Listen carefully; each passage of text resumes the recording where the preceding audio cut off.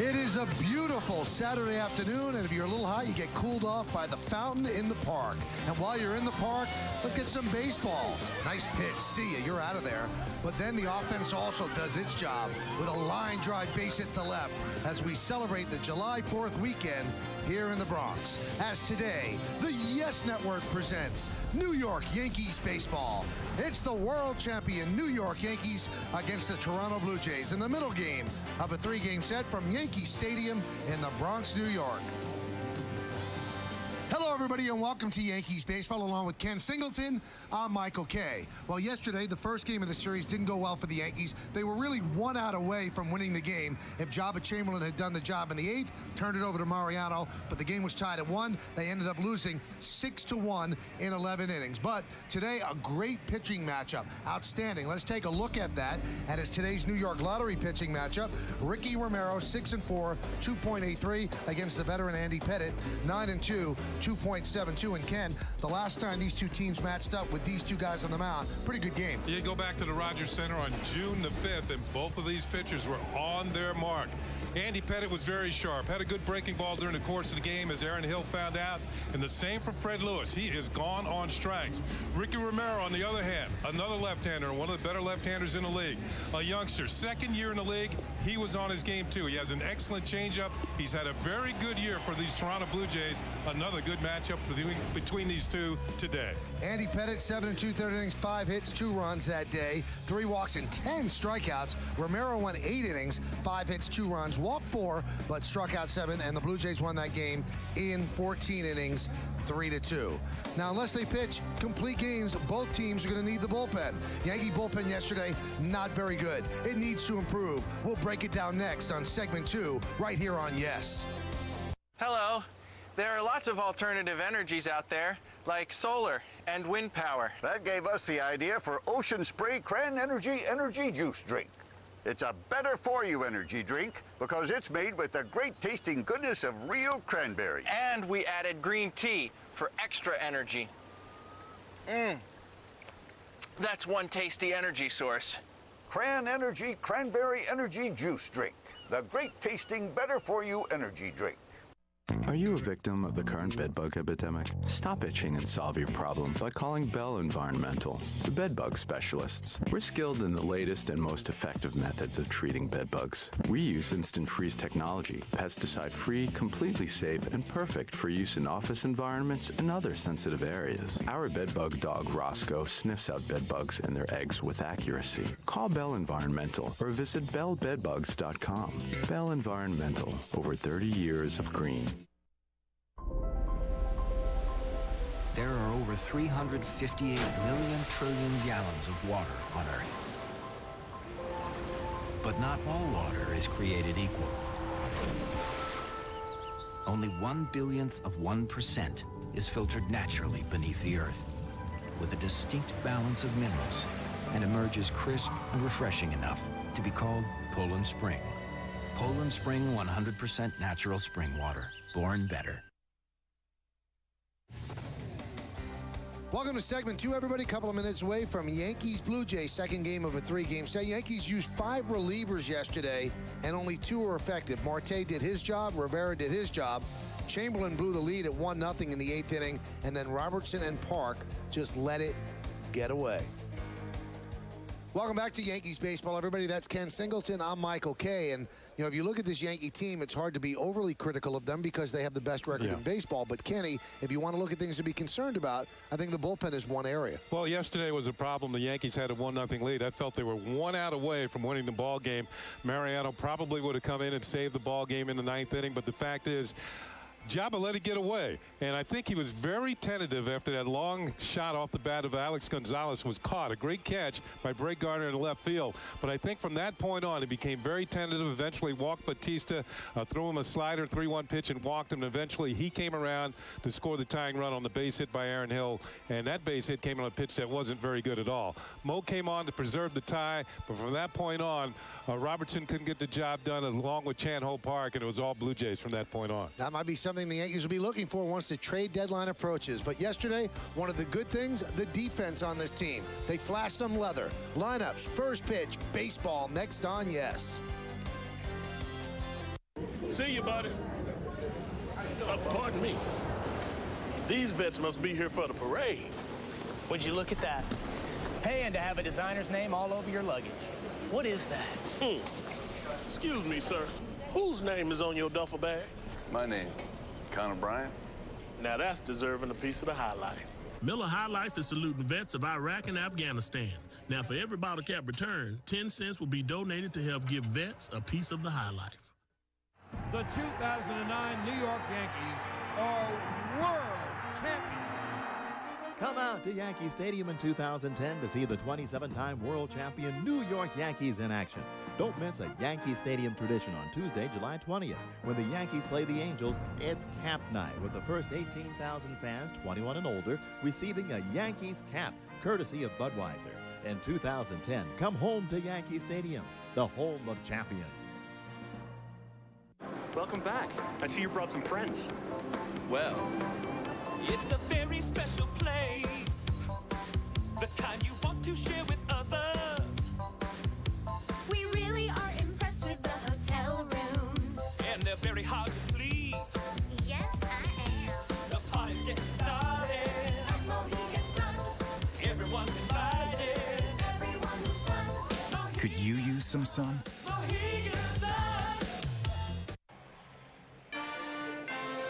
Yankees baseball on Yes is brought to you in part by McDonald's. Head to McDonald's for a refreshing large sweet tea on the dollar menu. Price and participation may vary. By the Vermont Department of Tourism. Your next Green Mountain adventure begins at VermontVacation.com. And by the 2010 Honda Clearance. It's the only thing from Honda that won't last. Oh, what a day here in New York City. Middle of the July 4th weekend. Big crowd on hand. Saturday baseball. Yankees against the Blue Jays. Let's take a look at the Blue Jays starting lineup, which is presented, as always, by Lexus. Nick Green is going to DH. He'll lead off, batting second and playing shortstop. Alex Gonzalez. Jose Bautista in right hits third. Cleaning up and playing center field, Vernon Wells. John Buck will catch. He'll bat fifth. Batting sixth and playing second base, Aaron Hill. Lyle Overbay at first base will bat seventh. Batting eighth and playing third base, Edwin Encarnacion. They just called him up again. And John McDonald, the left fielder, will bat ninth. You're looking at Andy Pettitte, who gets the start this afternoon in the middle game of the three-game series against the Toronto Blue Jays. And Andy having a fantastic year, certainly an all-star candidate. This will be a 16th start. The numbers are outstanding. 9-2, 2.72 ERA. Opponents batting .239. Let's check out the scouting report on Andy Pettitte. Left-handed batters, there's only one in the lineup today, Lyle Overbay. They're hitting 162. The only lefty to hit a home run off of him is Carlos Pena. We'll get to Messina and Clemens in just a second. Let's do it. The first pitch is popped up. Right side. Long run for everybody, and it falls untouched. Well, Mike Messina and Roger Clemens are the only two pitchers to beat the Blue Jays more than Andy Pettitte. Messina beat them 25 times. Former Yankees, all three, and Andy Pettitte, Yankee, of course. Clemens beat them 24 times, and Andy Pettitte has beaten the Blue Jays 20 times in his career. 20-12 is his record. 40 starts and 1 relief appearance for Andy Pettitte in that time. See what Nick Green has done. 2 for 14, an odd choice for DH. Well, that's who Cito Gaston goes with. The 0-1 doesn't seem so odd right now as he lines a single to left field. Well, Nick Green, former Yankee, was released by the Dodgers early this year, but now playing for the Blue Jays. Now let's take a look at the Yankee defense, brought to you by Mercedes. In the outfield, it's Gardner, Granderson, and Huffman as Nick Swisher's the DH. In the infield, third to first, A-Rod, Jeter, Cano, and Teixeira. Posada behind the plate, and Andrew Eugene Pettitte is on the mound.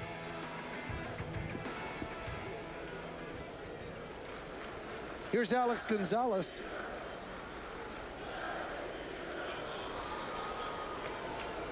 Pettitte working out of the stretch. Hard to run against him with his great move. And that one's fouled back. Now, if you want to get to Andy, you're going to have to get to him early because he has a 4.20 ERA over his first 2 innings and then a 2.08 after that. He makes the adjustments. He finds out what's working, what isn't, and makes the according adjustments and continues on his merry way most of the time this season. Foul back. You talk about him slowing down the running game. He's allowed only one stolen base over his last 15 starts. That was on May 26th. Denard Span of the Minnesota Twins, pretty good base stealer, was able to steal a bag against Andy Pettitte. But for the most part, you're not running.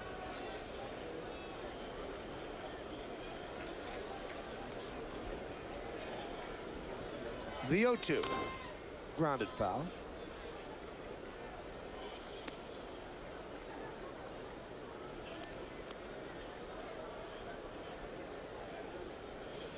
Pettitte's going for his 10th win of the year.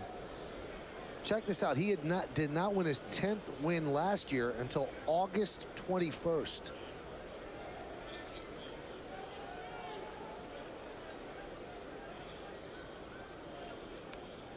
And during most of his career, as we've all known, the longtime Yankee fans have know that Andy Pettitte's a really good second half pitcher. After the All-Star break, he seems to thrive and really come on down the stretch. So he's off to a great start this year, and if he follows a protocol, he should have an even stronger second half, if it's possible.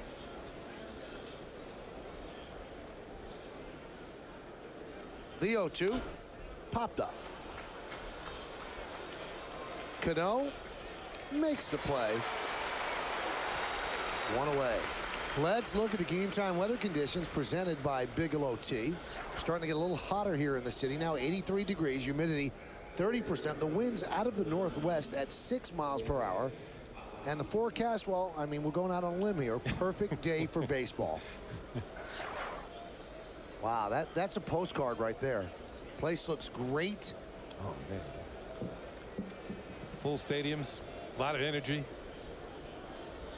Just beautiful. Here is Jose Bautista. Now, Kenny mentioned that Andy's a better second half pitcher. In his first half of his career, 120 and 80 with a 4.08 ERA. That's not bad. No, it's not at all. In the second half, 118, but 54 losses and a 3.62 ERA. And he also has the most postseason wins of any pitcher all time. 18. The 1-0. Pitch is high.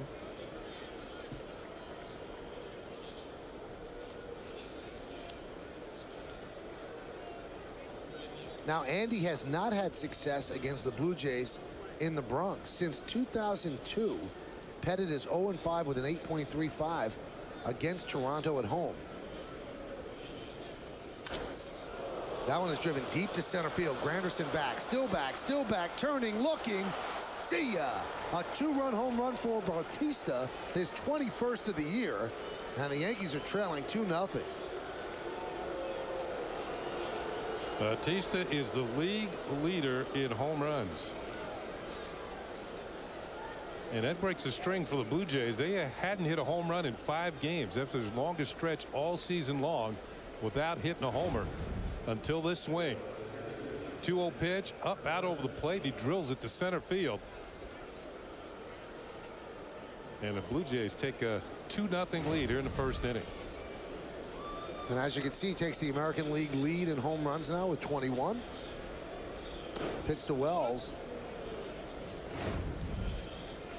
Here's another look. Good fastball hitter, and he got one looking for 2-0, and he put a good swing on it. The 1-0 is low, 2-0.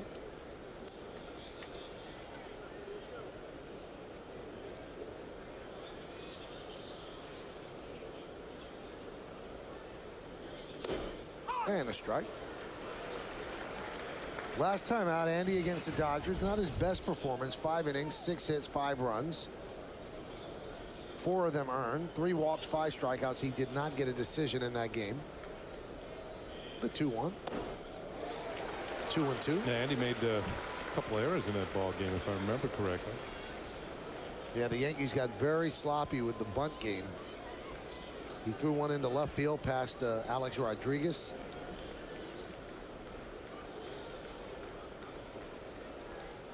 The 2-2. Foul back. That was at the game where the Yankees came back in the 9th inning against Jonathan Broxton. 4 runs in the 9th, the tie, and then 1 in the extra innings when the Robinson Cano home run. That was one of the best comebacks of the season for the Yankees. There's Bautista celebrating taking over the league lead in home runs.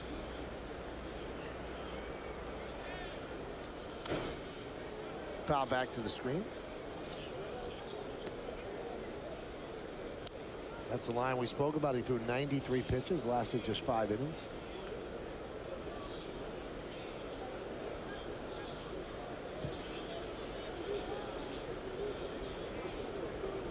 The 2-2.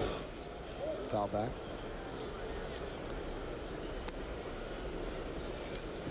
You know, Vernon Wells is having a pretty good season. 275 with 19 homers, 48 runs batted in. But his breakdown, he really hits well at Rogers Center, not nearly as well on the road. Well, they're making Pettit work here in the first inning. And Wells has always made Pettit work. 17 for 48, 2 home runs. That's 354. Now, Wells in a little bit of a slide right now, 0 for his last 15.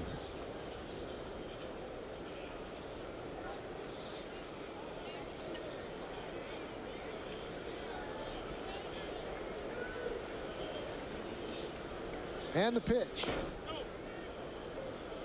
3-2. Now, Andy has not allowed more than 2 earned runs in back-to-back starts all year. So for that to remain true, he can't give up another earned run today. This will be Andy's 10th pitch to Wells.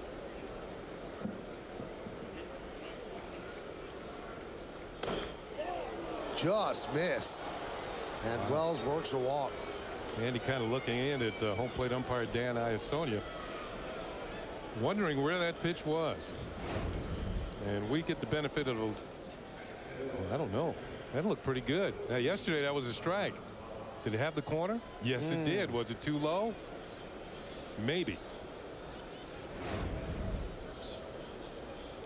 IOTV offers you incredible HD picture and sound. HD is free with IOTV, the official HD service provider of Yankees baseball on Yes. That must look good in HD.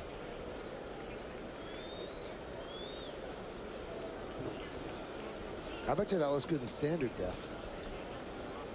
So Andy has a talk with Dave Island. It did back in the day. Yeah. It looked good in rabbit ears.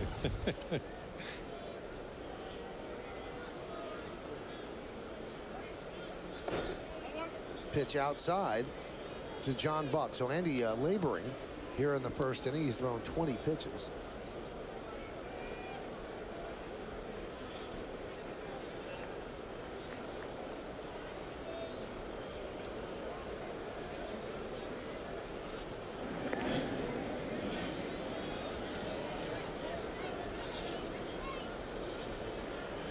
John Buck, 4 hits and 13 at bats against Pettit. 1 of the 4 home run. Buck is a very aggressive hitter. He's one of these guys who's looking for a fastball somewhere in the zone and just going.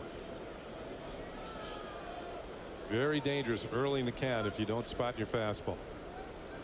In fact, he's hit more home runs than any Blue Jay catcher before the All-Star game at 13.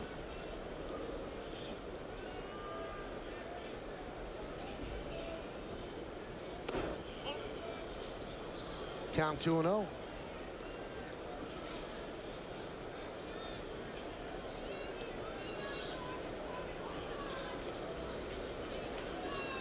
Now, Andy has allowed 9 runs in the first inning this year, and that's more than he's allowed in any other inning.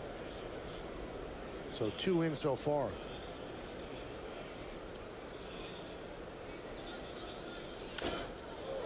Popped up, shallow center, coming on Granderson. He can't make the play. So that dunks in for a base hit for Buck as Vernon Wells advances to second. Yeah, Andy Pettit made a pretty good pitch on Buck. And you remember Buck's hit yesterday when he checked the swing and rolled it through the right side. This is the airborne version of that hit.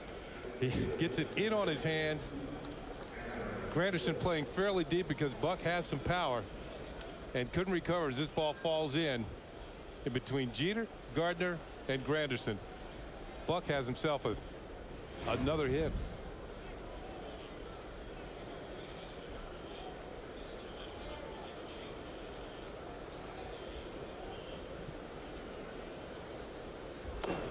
And Aaron Hill takes a strike.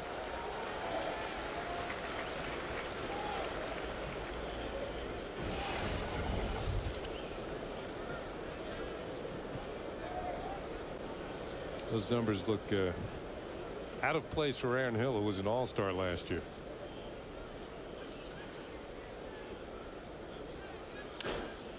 Driven out into right field. Huffman got a late jump, hustling after it, and he makes the diving play. Oh, what a play by Huffman. Vernon Wells advances to third. Huffman might have saved a couple of runs. One thing I've noticed about Huffman since he's been up, for a fairly big guy, he has excellent speed. And he just saw that replay that you're going to see now on the big screen here at the stadium, but lays out full onto the warning track and hauls it in.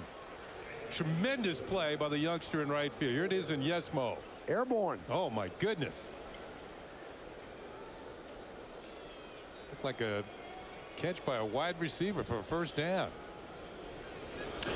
Here it is again off the bat of Hill. He stepped in, he came in, and then has to retreat and make the catch. And check this out, Ken. I think he kept his feet in bounds. Yep. That is a first down.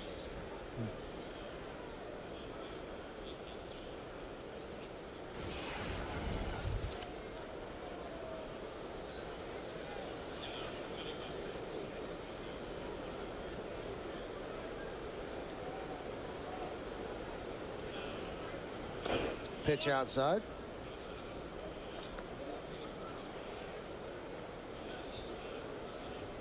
Overbay, one of the Blue Jays, is having a good road trip. He's 10 for 28. Had a couple hits here yesterday. As we said, Andy Pettit, very difficult for left-handers to handle this year. Just 162 against Andy. And he's going to get out of it by just allowing 2 runs as Jeter waits for it to come into his glove, and it does, and that'll do it. But 2 runs on 3 hits, no errors, and 2 men left on base. The biggest hit, well, Bautista's 2-run home run just to the left of dead center. Blue Jays 2, Yankees coming to bat. Hi, just wanted to let you know that military personnel can pre-board at the gate. Passengers and our uniformed military personnel to board at this time.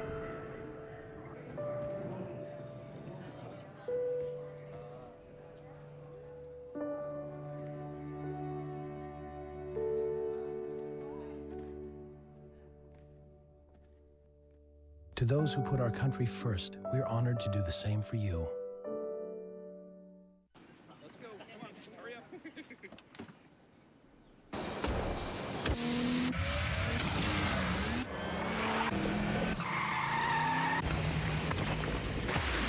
Before you take it on your road trip, we take it on ours.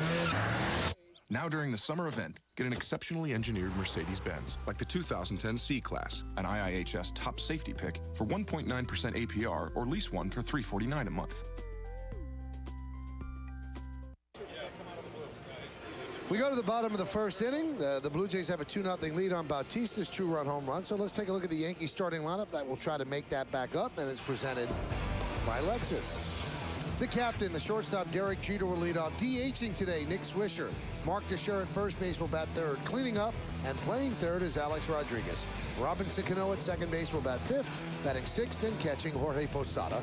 Curtis Granderson in center field will hit seventh. Batting eighth and playing right field after that great play, Chad Huffman. And Brett Gardner, the left fielder, will bat ninth. How many times does a guy make a great play, Kenny, and bat eighth the next inning?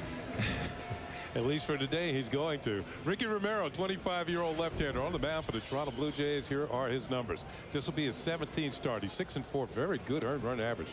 2.83 opponents hitting just 237. Let's check out the scout report on Ricky Romero. And it will tell you, day games. Look at that ERA in day games this year. 1.53. 103 strikeouts. He's fifth in the league in strikeouts, on pace for over 200 this year. He has an excellent changeup. He keeps the ball down, a lot of ground balls, but he also has 15 wild pitches. That's the most in the American League.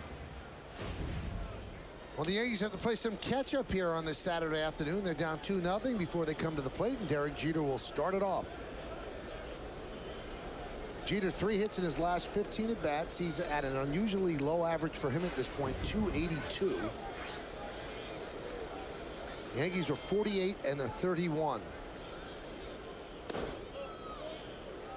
And they have a slim half-game lead over the Red Sox. Red Sox won last night.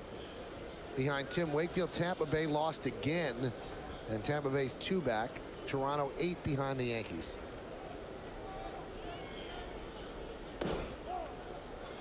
Count 2-0.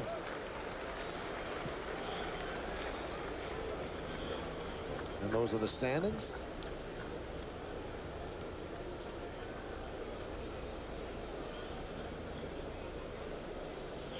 The 2-0. Driven the other way. And out of play.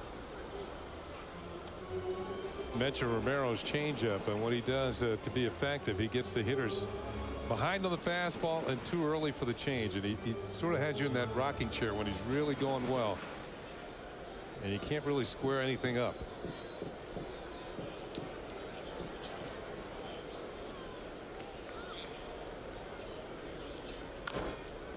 Now, this could be a cautionary tale for parents. When Ricky was 4 years old, he picked up a pencil for the first time in front of his mother and father, and he picked it up with his right hand. And the father ripped it out of his right hand and put it in his left hand. The mother said, "What are you doing?" And the father said, "It will pay off later on." And Ricky became a left-hander. True story. The 2-2. I thought it was when you told me. It has paid off. Yeah, it's paid off. Yeah, he got him to Cal State Fullerton, where he pitched for the Titans. They won the College World Series 2004. Beat Texas. Pretty good program. And he was pitching left-handed then too. The 3-2. Now the Yankee offense has been struggling of late, particularly this week. Obviously Cliff Lee is Cliff Lee. Felix Hernandez is Felix Hernandez. But Ryan Roland Smith shut them down. Yesterday, Brett Cecil, who had been struggling, shut them down. And they seem to really be struggling against left-handed pitching as well. So Romero's a good test for them to break out of it as Derek Jeter works a inning opening walk. Well, the thing about it, the Yankees just haven't hit with runners in scoring position. That's been a major problem. I think they're 0 for their last 21 with runners in scoring position. And that's since the 9th inning of Tuesday's series opener against Seattle. So that just hasn't been happening. They need to get something going, at least when they move runners into scoring position. They had an excellent chance in yesterday's game. Bases loaded, nobody out, and Brett Cecil got tough. The Yankees did not score in that 3rd inning. There's Nick Swisher with an elaborate tape job on his bat. Very well done. Nick does that himself. Usually does it with white tape, but this is with black tape as John Buck goes out and talks with Romero.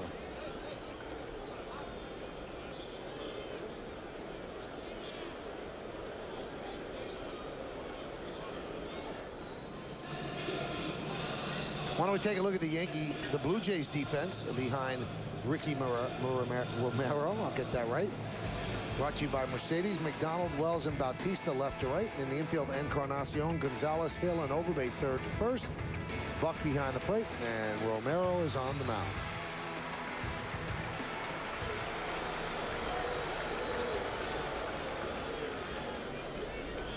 The 1-0. And that's grounded softly to short. We're going to have one play. They'll make it at first as Jeter advances to second. Now here's where things have been really bad for the Yankees of late. There's a runner in scoring position. The Yankees 0 for their last 21 with runners in scoring position. That's not going to get it done. And we both feel, Kenny, that the 3rd inning yesterday was the ball game. Yankees had the bases loaded, nobody out, they didn't score. Yeah, turning point of the game, particularly the way that A.J. Burnett was pitching. I mean, he went 6 2/3 scoreless innings as it was, and protected that 1-0 lead when the bullpen eventually gave it up. But if you had the feeling if the Yankees had been able to score in that inning, it may have been all that they needed. Way outside to Teixeira.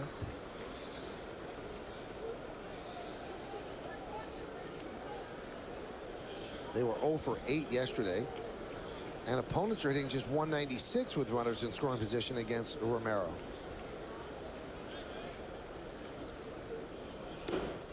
Hence the 2.83 ERA on the season for Romero.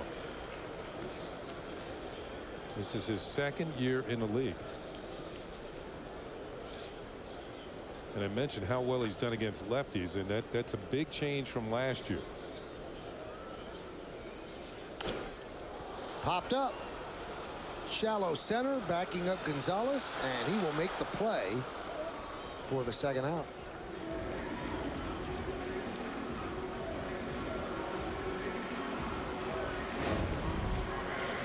Here's a look at the shortstop, and he says, I got it. Without the benefit of sunglasses, which are perched on his hat. So I guess he had a pretty good angle, didn't have to deal with the sun, and makes the play. And here it is. His hat is well protected, but the eyes maybe not so much, but still is able to make the play. Alex Gonzalez, a slick fielder at shortstop, having a good year with the bat. When he caught that ball, his eyes were closed. Yeah. Here's Alex Rodriguez, and there's a strike.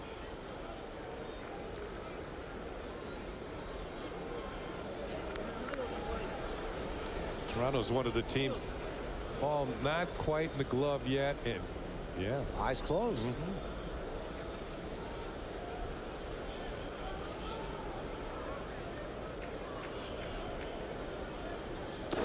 One of the teams that Alex is, well, he's done well against every team, every opponent, including the Yankees when he was on other ball clubs. But against Toronto, in 181 career games, he's driven in 150 runs.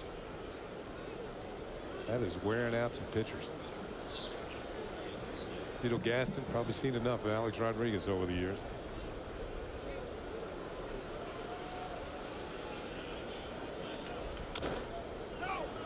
Fouled off on the change.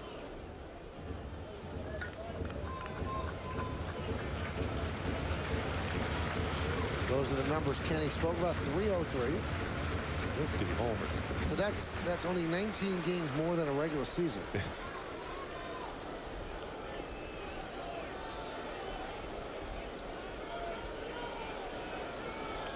Yankees would like more of the same right here. 1-2. Runner on second, 2 outs. Yankees down 2-0. Check swing, fouled off. That was his best fastball of the day, 93 miles an hour, trying to get it in on the hands of Al. You see John Buck shift to the inside corner, and A-Rod's able to spoil it. Here it is on Yesmo. Even A-Rod's quick bat is not quick enough to get it out the barrel out in front. Fastball sneaky fast inside.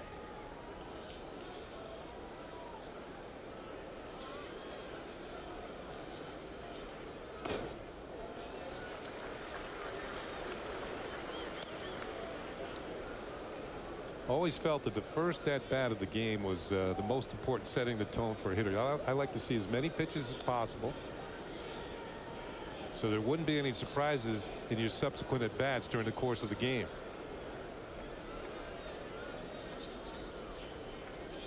The 2-2. High drive, left field, but foul. Got the crowd excited, but he was a little too quick, but boy, did he give that a ride. Deep into the second deck. Yeah, that was a changeup, and that's why he was out in front. He hit it well. That pitch was a few miles per hour from being a home run down the line. A little harder. He might have been able to keep it fair. Changeup. And too quick. Hey, he had a good swing at that, though. That might change Ricky Romero's thinking on these next few pitches here. 2-2, and A-Rod steps out.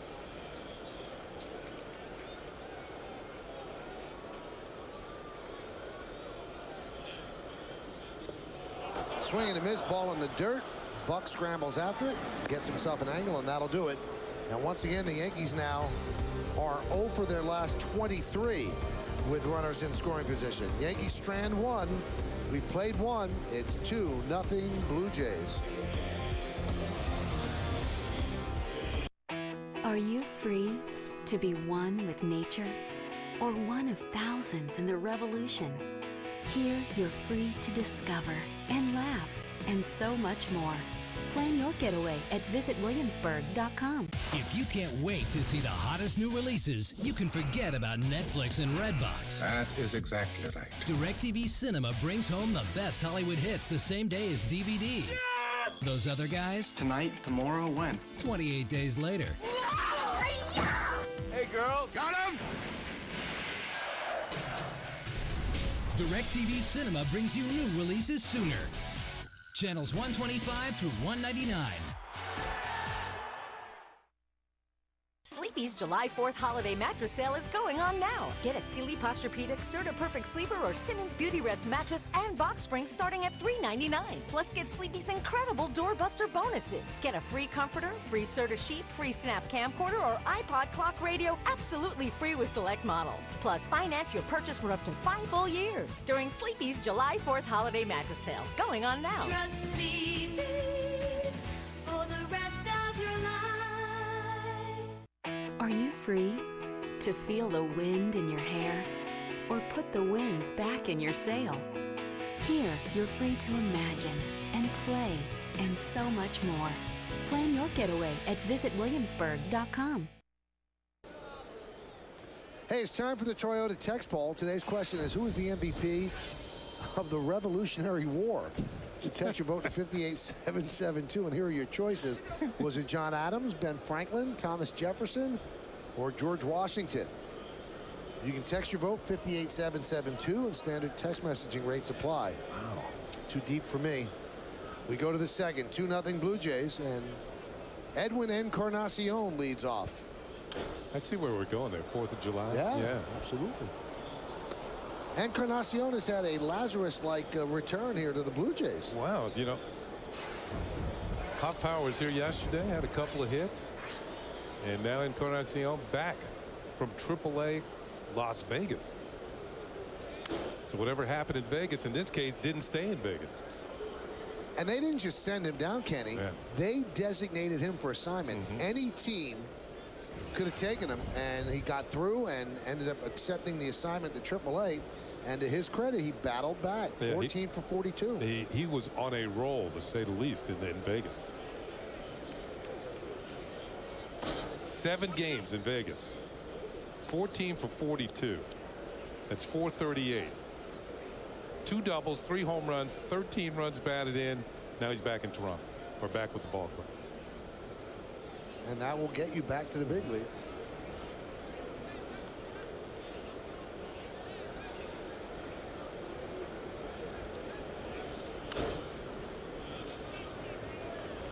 Now, he had some wrist problems and had a slow start to spring training. And didn't get off to a good start. It's kind of hard to read. I think it's kind of fading. Foul back. You trying to send me a message up there? What's that? Yeah, it's skywriting of some sort. It's something at. The second to the right is at. That's all I got. At HOH. We better not follow that. They could be writing something bad. The 1-2, way outside.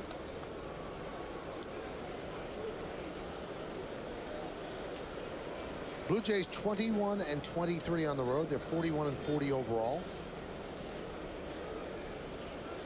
2 years in a row they've gotten off to a great start, then come back down to earth. And this is Cito Gaston's last year. He has said he's going to retire after this, and we'll see where they go. He's going to be a consultant.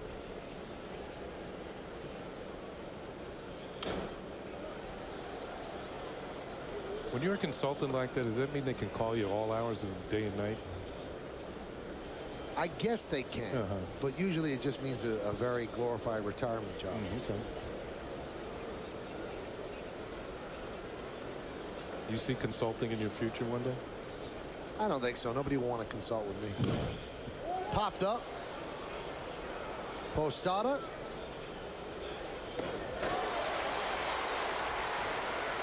And there's one away.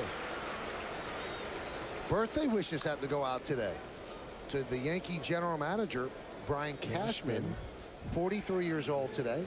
And he's been at it. He's been the Yankee GM. Check this out, since '97. So you do the math. That was 13 years ago. So he started when he was just a baby. Goodness. He's been an intern here, I guess, since right out of college. So he has grown up in the Yankee organization. And happy birthday wishes go out to Brian. Happy birthday, Brian. I asked Brian how he's going to celebrate. I don't really celebrate birthdays. I said, really? He goes, no. He said, the only thing I really like is a Carvel cake. he goes, especially with the extra crunchies you get on the side. So he's going to go either Fudgy the Whale or Cookie Puss, I think. There's a ground ball right to Alex Rodriguez. 2 away. Yeah, I got to go with the Carvel cake. They know what they're doing. Yeah, they do. They know what they're doing. Carvel's been around a long time. So that's all he's looking for his birthday. Tomorrow, a big birthday day, our country, and the owner of the New York Yankees, George Steinbrenner.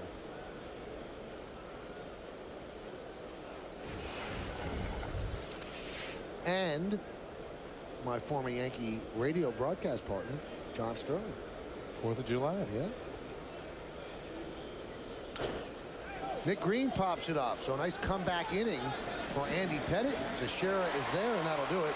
1-2-3 inning for Pettitte as the Blue Jays go down in order. Happy birthday one day in advance to our buddy John Sterling. You know what? He wins. He wins. The 2009 New York Yankees are world champions.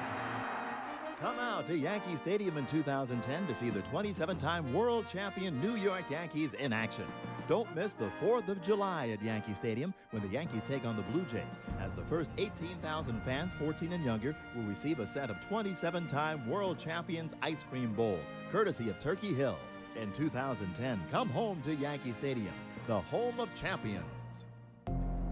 Why design a vehicle with 88 vibration control measures?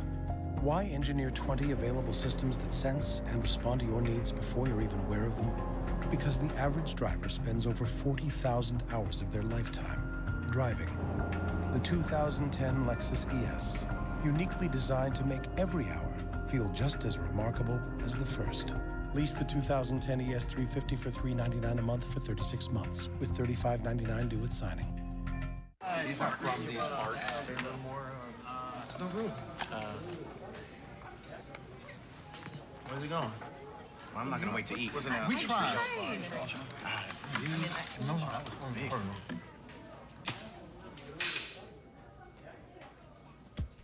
Summer's here, and McDonald's is on the way.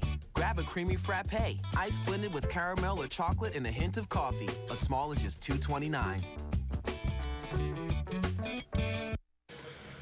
Welcome back to Yankee Stadium. Now let's look at the American Airlines upcoming schedule. You've got the final game tomorrow afternoon right here on Yes against the Toronto Blue Jays. Then the Yankees head out west. Their last West Coast trip of the year. How about that? Before the All-Star break, 3 games in Oakland, then a 4-game series in Seattle. All of the games right here on Yes. You on that plane that just went by? I'm headed out west. I know that. Here's Cano. Breaking ball strike. He kind of turned away from that one. Good breaking ball by Romero.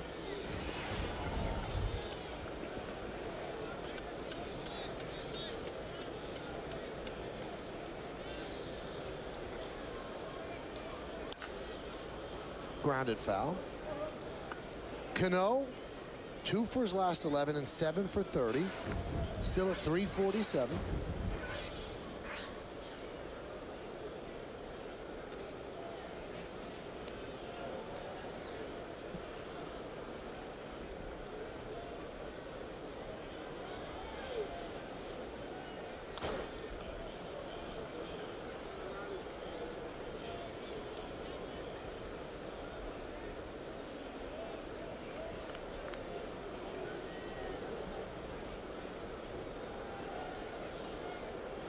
Now, yesterday, Cano had an 0 for 5. How rare is that? You have to go all the way back to June the 5th. And he went 0 for 6 in a game against Toronto. That was the game that Ricky Romero pitched when he hooked up against Andy Pettitte. That 14-inning game. That just didn't happen very often for Robbie.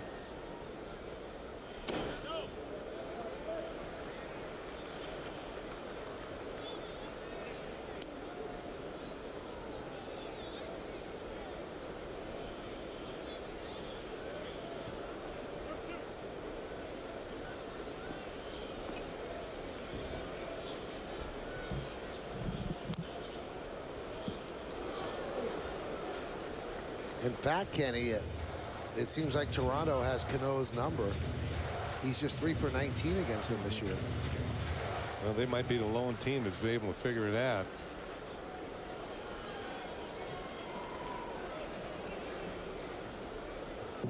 The 1-2. He's not picking up the ball very well, Kenny, because you could see he keeps bailing just a little bit against Romero, and he's great against lefties. Romero's featured several speed changes here in this particular at bat. Like I said, it's a good thing when you see a lot of pitches against a pitcher the first time you see him in a game. Swing and a miss. And I think that Cano turned and asked Iasonia, was that a strike? I don't think that was, Kenny. Well, let's take a look. He's been a lot better at swinging. You're right. I think it might have dove out of the zone. But one thing for a pitcher, you make pitches look like strikes. It looks as a strike at the knees, but then it falls out of the zone. Looked like a changeup, and Robbie was out in front for the strikeout. Yep, that's that changeup, and Romero has a good one.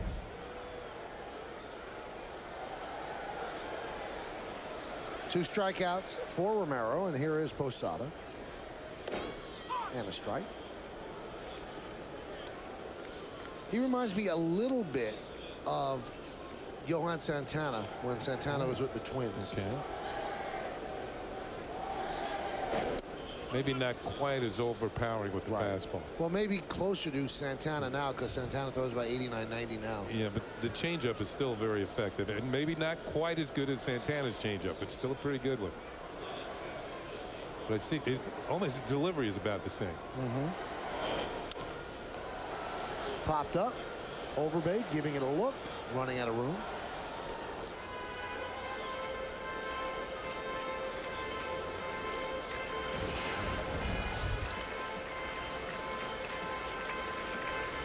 Posada's been on the down slide lately, just 4 for his last 23. There's a bunch of Yankees going to have to turn it up a notch going into the All-Star break here. Finish off strong. I think that's one of the messages for any manager to a team when you're getting close to the All-Star break. You have to remind the players that the All-Star break is not here yet. You know, you have to keep playing hard through the break.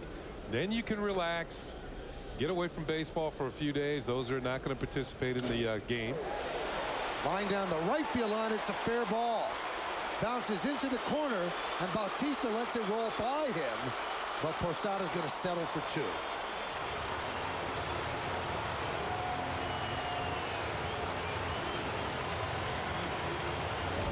Yankees first hit of the ball game. Posada picks on a looked like a high changeup, a breaking ball out over the plate. And this is just fair, less than 6 inches. Here comes around the corner, and Bautista's now trailing. That's a very helpless feeling if you're an outfielder chasing a ball that's headed away from you. First you're heading towards it, and now it's going away from you. And Posada has himself a 2-base hit.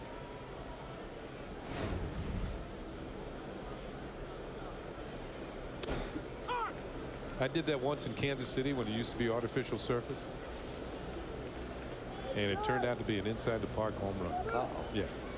I felt this small standing out in right field. Remember who the batter was? Who's the catcher? John Wathan. Yeah, John Really? Wathan. Yeah, got inside. He was pretty fast for a catcher, though. I think he set a record for stolen bases by a catcher. So I come back to the bench. I want to be as far away from everybody else. And I said, Especially Earl Weaver. all the way down the other end of the bench. And Lee May comes walking, former teammate Lee May comes walking up to me and says, "Hey, little Jack Horner." Problems in the corner. I said, just get away from me. Driven out to center field. And again, an out with runners in scoring position. Now, 0 for their last 24. They've got to start coming through, get some runs on the board. Granderson hit the ball well, but right at Wells.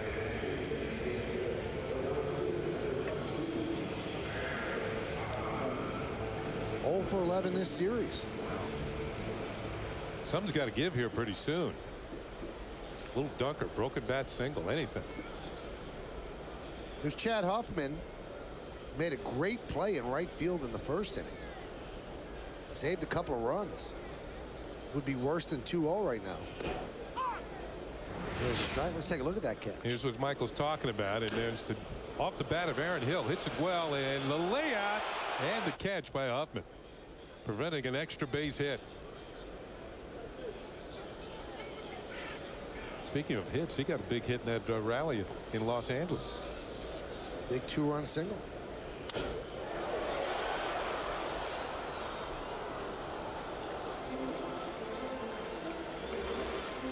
Well, one of the Yankee bench players is starting to get a little nervous because Marcus Thames is close to returning. So you don't know if it's Russo or you don't know if it's Huffman or Colin Curtis. It's got to be one of those guys.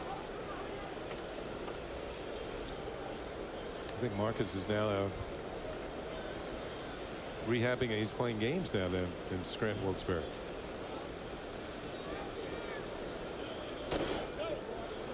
Count 1-2.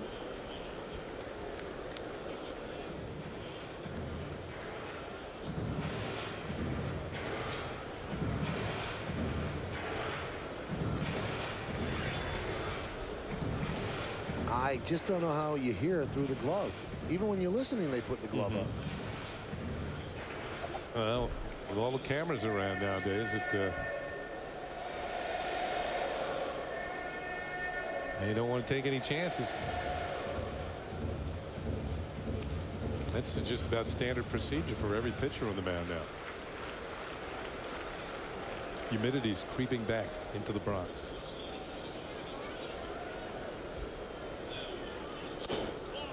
Count 2-2.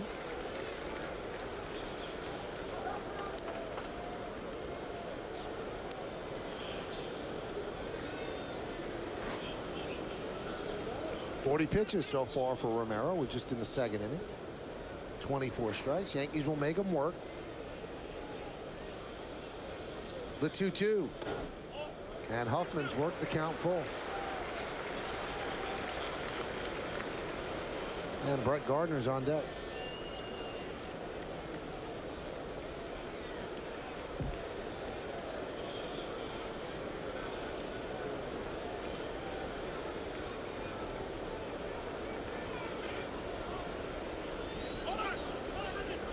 Time called.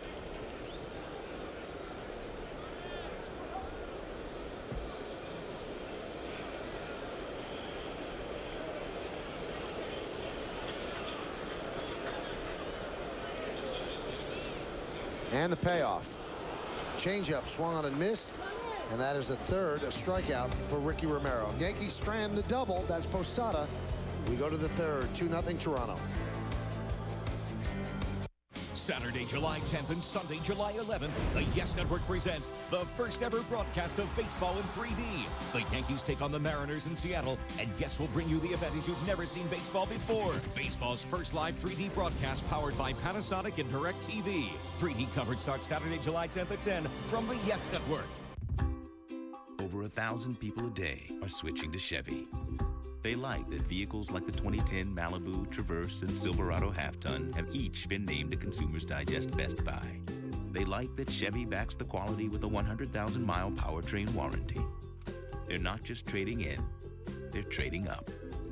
Now qualified lessees get a 39-month low-mileage lease on this Traverse LS front-wheel drive for around $299 a month. Call for details.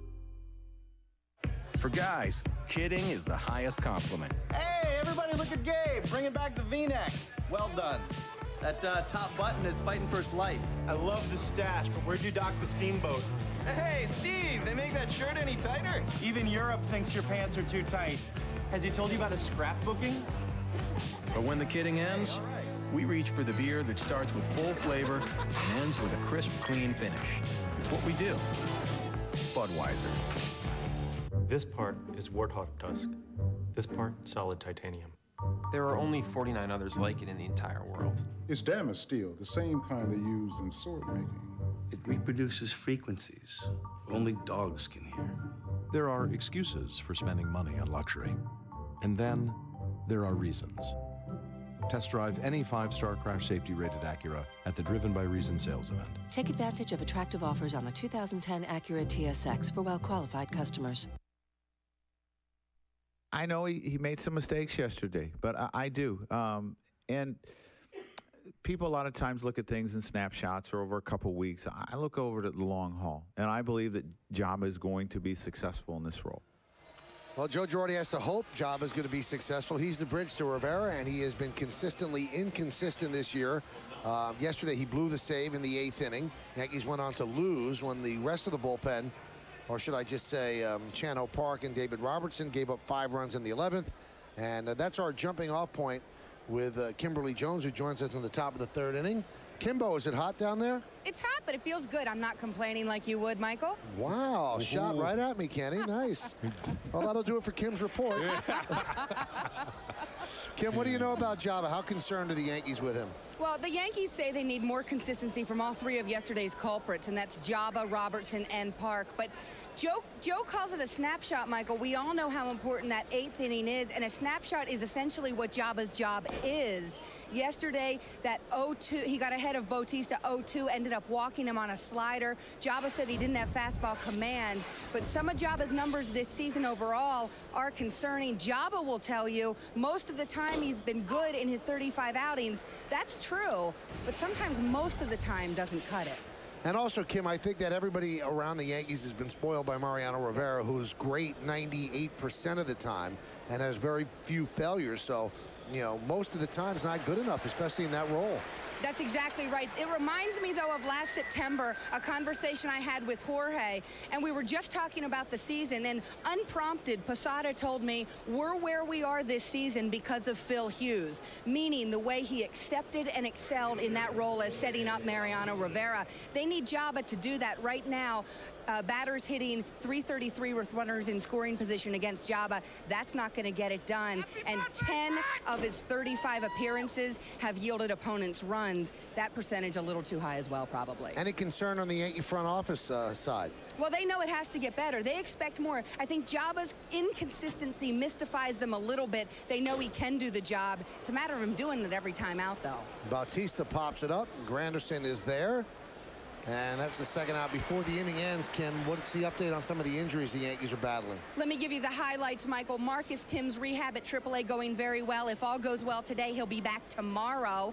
Sergio Mitre would be next in line, but not until after the All-Star break, as the Yankees use the next week and a half or so to stretch him out, but he is doing well. Aceves, who's so valuable, is behind Mitre. No timetable yet for him as he comes back from that back. And Nick Johnson swinging a bat, but it's a fungo bat off a tee. He'll go to Tampa to continue rehab, not games, just rehab. He's still weeks away.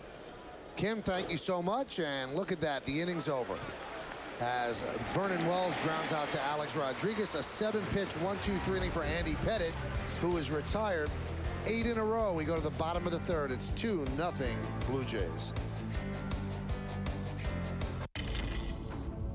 Who are you? Air Cav. I was in combat. Black Ops. Yakuza. They have collected the most dangerous killers on Earth. We were chosen. And brought them to their world. This planet is a game preserve. We're the game. This Friday, the hunters are the hunted. Predators. Rated R. The 2009 New York Yankees are world champions. Come out to Yankee Stadium in 2010 to see the 27-time world champion New York Yankees in action. And on Saturday, July 17th, celebrate the glorious history of the Yankees with Old Timers Day. Come see your favorite Yankee legends put on the pinstripes again and take the field at Yankee Stadium as we celebrate the 60th anniversary of the 1950 World Championship team. Ceremonies begin at 2 o'clock, so arrive early for Old Timers Day. How does the GMC Sierra stay ahead of the competition? We were the first to develop a hydroform steel frame designed to increase payload and durability. And we have an Eaton automatic locking rear differential that maximizes traction and power. When you never compromise, you have nothing to hide. At the GMC Summer Event, get the best of the remaining 2010s and get 0% APR for 72 months. Or choose $5,000 cash back on most Sierras.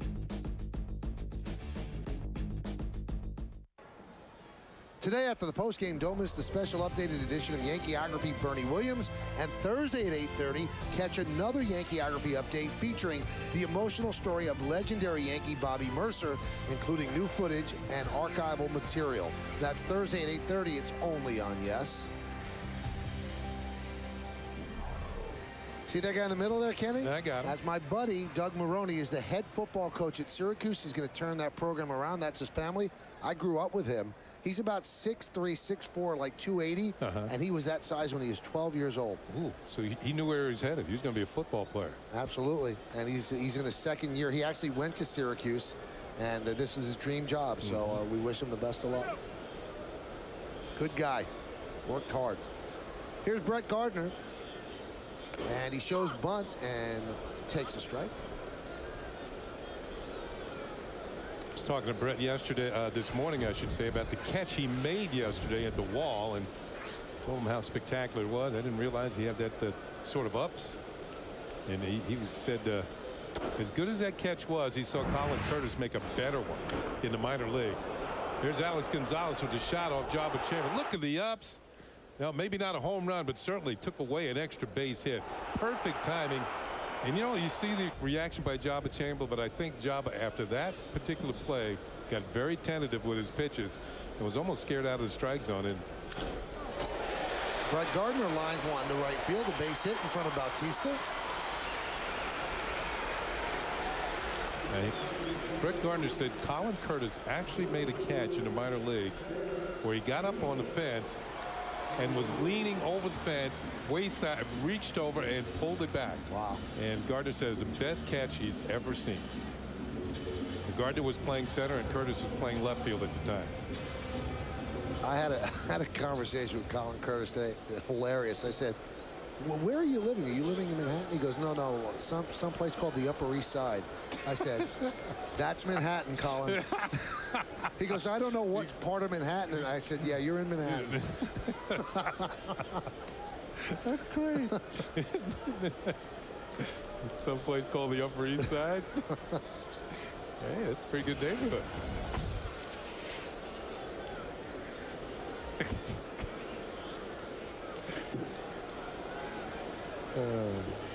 New York State of mind. You know, Gardner's catch yesterday, Kenny, that was the #1 web gem on Baseball Tonight. It was. As chosen by former Yankee manager Buck Showalter, who said for him to know where he was and to time his leap that way, and there were a lot of great plays in majors yesterday, that was the #1.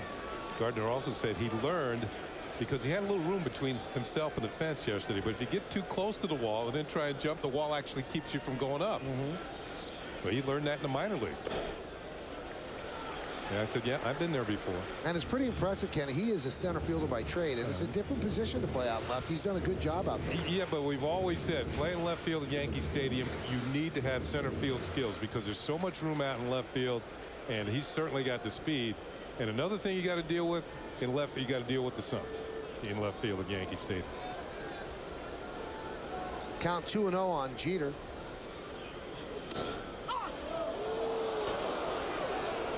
Crowd didn't like that. But a called strike on Jeter, who walked in the first inning. Oh, that's the view from left field today. Not a cloud. Well, some high cirrus clouds up there, but they none of those cumulus clouds that you usually see. Puffy clouds, cotton balls up there.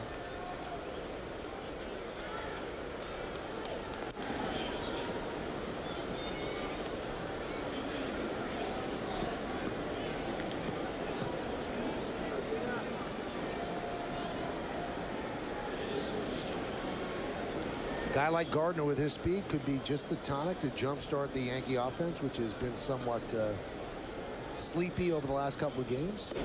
In fact, they've been sleepy on this homestand. You know that they're 3-6 in their last 9 home games, which is incredible. Last year, Yankee Stadium was such a decided home field advantage for this team. And in the first 30 games of this year, they were 23-7 at home, but 3-6 in their last 9.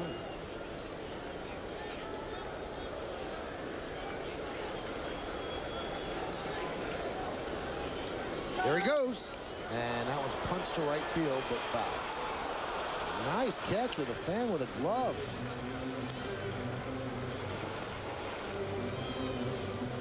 That's great. Dad looks great in front of his kid, gives the ball up. Outstanding. Preparation.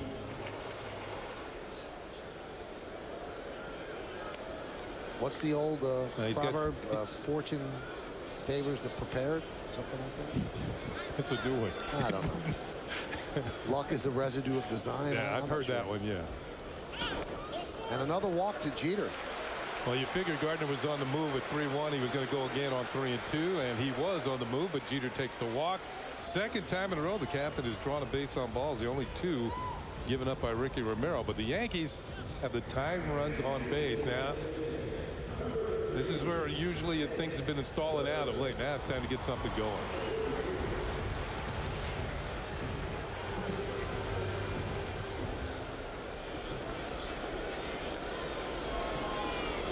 Nick Swisher grounded to short in the first inning. 51 pitches for Romero. So the Yankees are certainly working him, but they haven't been able to get the big blow. First and second, good speed on the bases now, nobody out.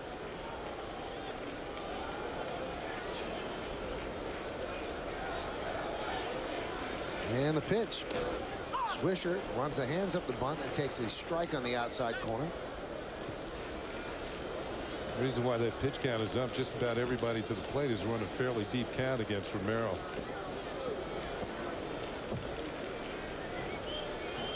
You like the bunt here, Kenny? I'm not sure I like it. Remember we saw Swish do that and set up a big inning, though, a few weeks ago. But you can see that overbase thinking bunt, and so is Encarnacion at third. Not bunting, and that one is looped into left field. It's going to be a base hit. Gardner will stop at third. He had to hold up. He didn't read it that well off the bat. And the Yankees have the bases loaded and nobody out. The same thing they had in the third inning yesterday. Now let's see if they can get it done. Here it is. Got in on the hands just enough, and that's a good thing because if he hit it better, it would have carried out to John McDonald in left field. Instead, this counts as a hit with runners in scoring position. Although the Yankees do not score a run here, as Gardner, well, has to make sure that it falls in, and he's going to stop at third. Well, the Yankees are set up for business here.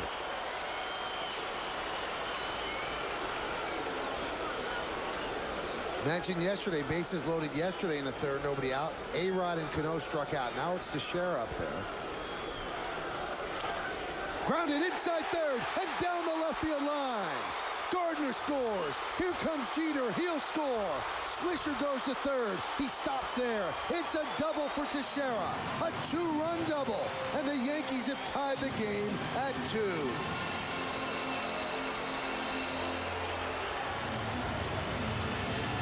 I mentioned it. Sometimes a little dunker will get you going, and it was Swisher with the dunker, but Teixeira rips one down the third baseline. An extra base hit. 2 runs is going to score easily. John McDonald out in left field actually had a little problem with this one, as the ball's going to carry him off the wall, but the ball does not get far enough away from him for Swisher to score all the way from first base. Jeter scores easily with the tying run, and the Yankees are still set up for business here in the third inning. Here's Alex Rodriguez. They elect to pitch to Rodriguez with a base open. Now they did this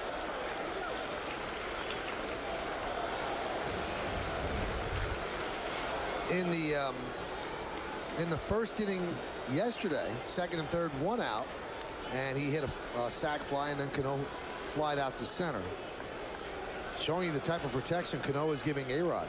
The 1-0. Under the glove of Romero. Swisher scores. The out is made at first, and the Yankees lead 3-2. Romero was more worried about the play at home than making the play on the ground ball. Yeah, I believe you're right, Michael. He looked up to see where Nick Swisher was.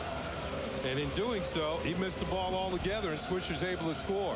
Let's see what Swisher's doing coming down the line here. Swish had a chance to go back to third, even if Romero made the play. He doesn't, and is able to continue on home. So give A-Rod a run batted in, and the Yankees take the lead. 9 of his last 11 games, Alex Rodriguez has driven in a run. Ball cleanly underneath the glove. I don't even know if he touched it or not.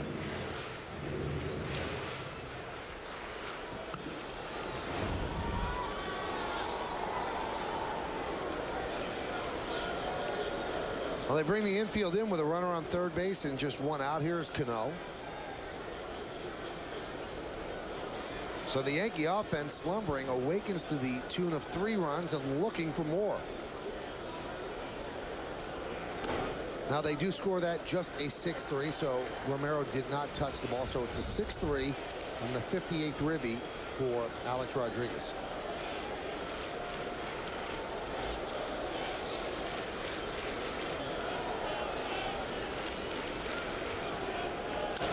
Line drive down the right field line. It's a base hit. It'll go into the corner. Played out there by Bautista. Cano will stay at first. Scoring is Teixeira. An RBI single for Cano. And the Yankees lead 4-2.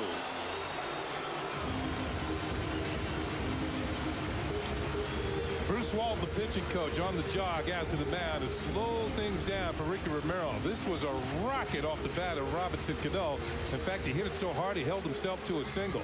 Plus a good play in right field by Bautista. Remember, he chased that ball down, had problems with it. The ball from Posada. This one, he plays it very well. Few hops, got a strong arm, gets the ball back in. Cano's got a single, but he also has himself a run batted in, his 55th of the year.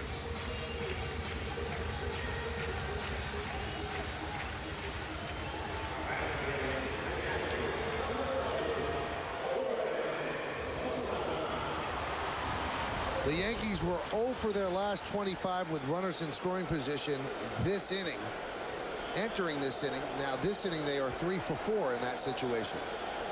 Still 1 out. 4 runs in. And here is Posada. Fouled away. Our esteemed leader, John Filippelli, just sent me the proverb that I was looking for. Which one was that? Failure to prepare is to prepare to fail. See, that's the one I heard. The one you said, I hadn't heard that. Well, I one made yet. that up. That's new now. Okay. That will be attributed to me from now on. From now on? Yes, Yeah. from now on. Slow roller up the third baseline. It kicks foul and literally kicked by Romero. Romero's body language is not too good right now. You can see he's ticked off.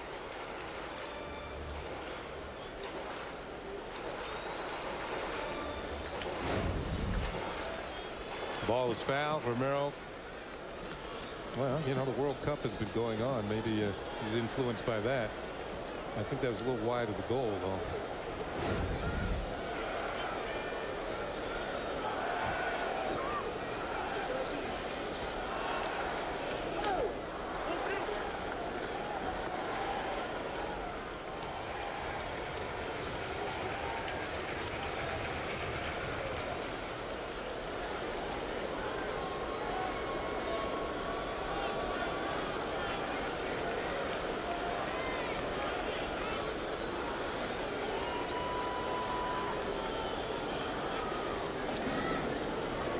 Romero has struggled on the road this season. Now entering today, his road ERA was 4.23, and at Rogers Center in Toronto, 1.45.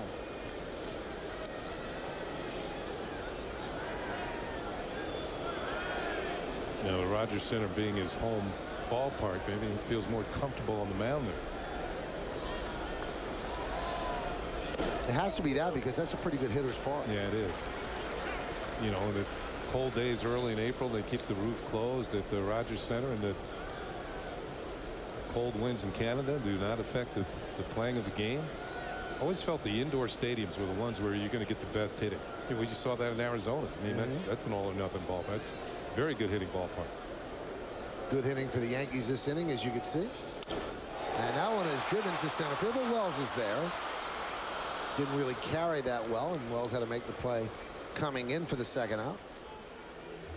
So Posada, who doubled his first time up, flies out the center, 1 for 2. So two-way, that brings up Granderson.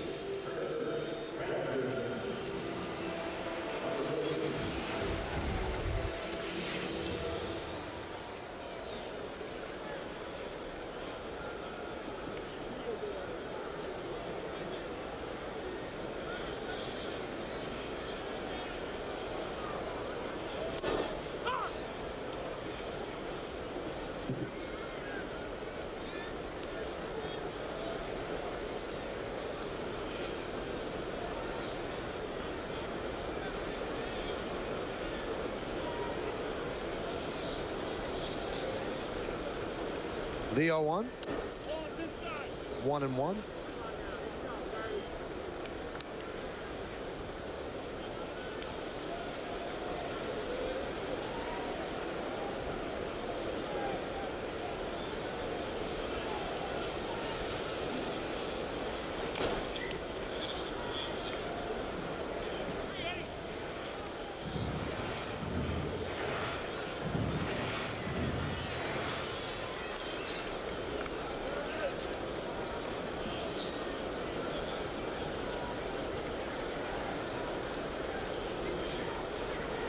One, 2. 2-2. Trying to get Granderson to chase that breaking ball in the dirt. Move it away.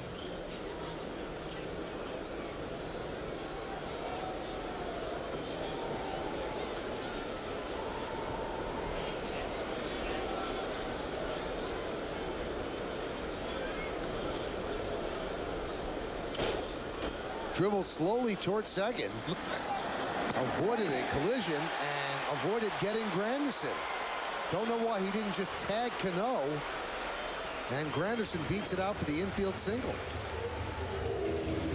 I thought there was going to be a collision between Cano and Hill, and if that had been the case, there would have been an out call. No, Cano avoids his opposite number, and then Granderson's able to beat it out. Hill also had to go to his right somewhat to get this ball. No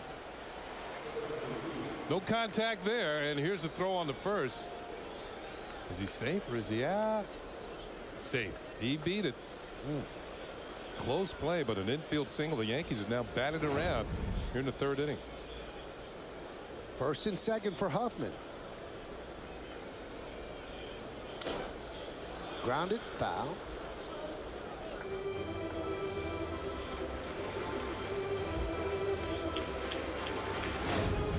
Let's check out the Coors Light freeze cam.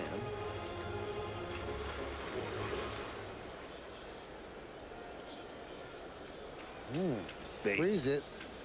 Ah, it's tight. If they say tie goes to the runner and to your dad on Father's Day, then he is safe. The 0-1. Foul back.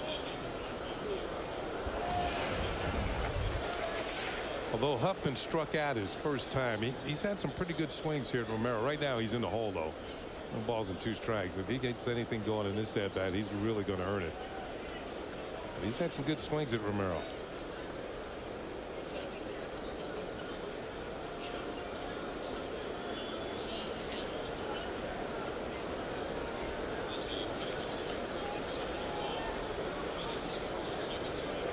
The 0-2.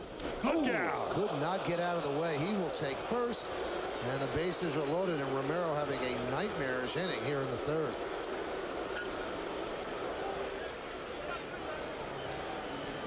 You know what? With the count 0-2, I think he meant to brush him back. They wanted to pitch up, but he gets it too far in. It looks like it hit him right in the tricep. Man, just got the head out of the way. Watch him duck the head, sees the ball coming, takes it off the back of the arm. And that was close to being head high. Man.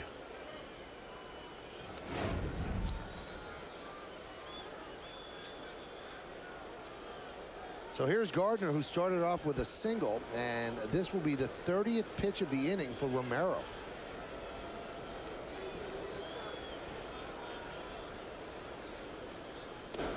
Al Leiter always says that pitchers are built to throw 12 to 15 pitches an inning, and anything over that, you're really extending yourself. It's like a fighter fighting a 5-minute round.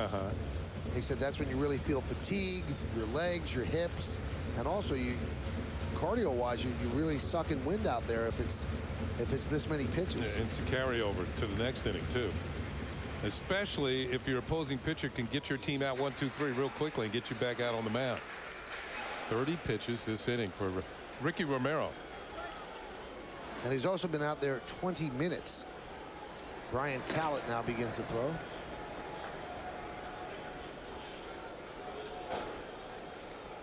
The 0-1. 1-1. So 20 minutes on the mound for Romero. That means 20 minutes on the bench for Andy Pettit, but he will take that long spell as long as the team gives him a lead, which is what they've done. But looking for more here. 4 runs in, and the bases loaded with 2 outs.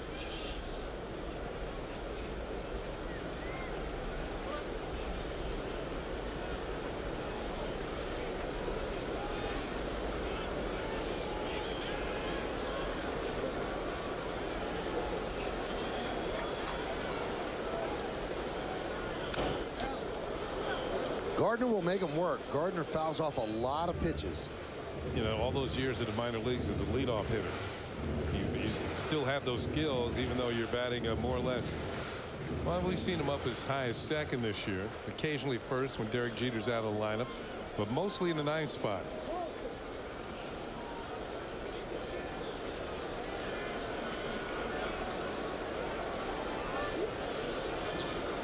One, 2. Nice block by Buck.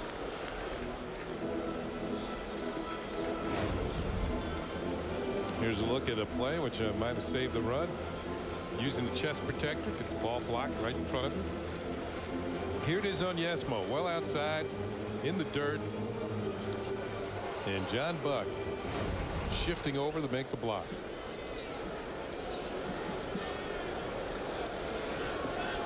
Romero leads the American League with 15 wild pitches.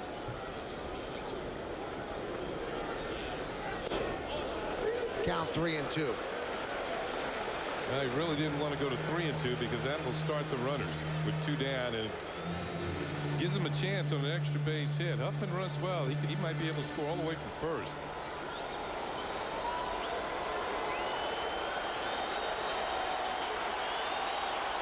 Gardner 45 2-strike hits so far this year. And the runners will go. Cano from third, Granderson second, Huffman first. That one is driven deep to right. Backing up Bautista, looking up, see ya! A grand slam for Brett Gardner. And the Yankees have poured it on. They lead 8-2 over the Blue Jays.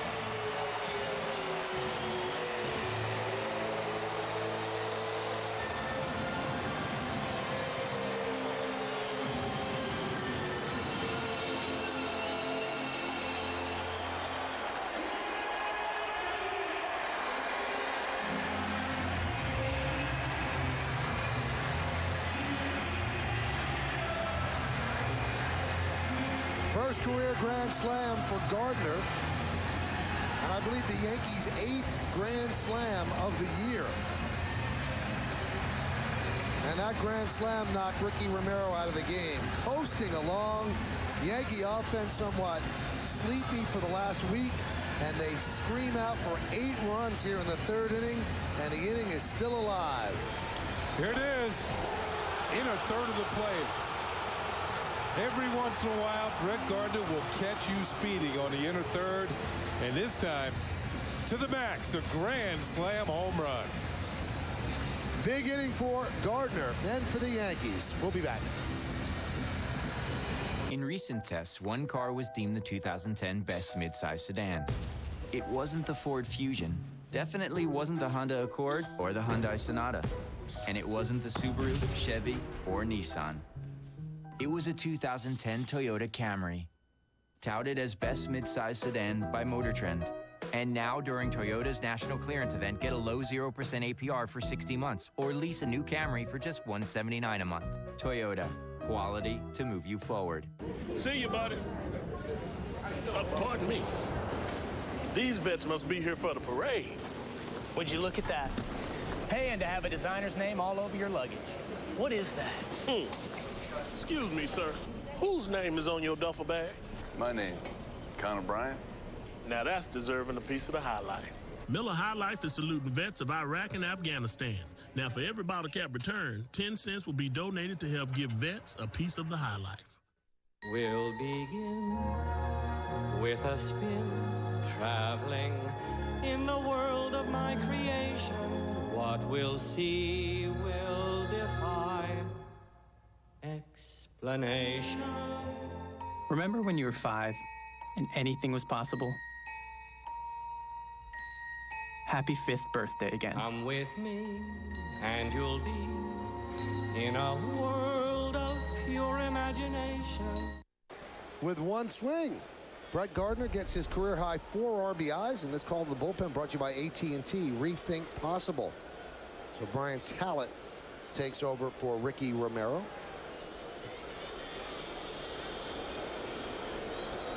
And the pitch to Jeter is way inside all the way to the backstop. Those are the numbers on Tallett. This is his 12th game. Check this out. The Yankees have 8 runs this inning. They had 8 runs combined over their first 4 games against Toronto this year. The pressure was building up, and it just exploded.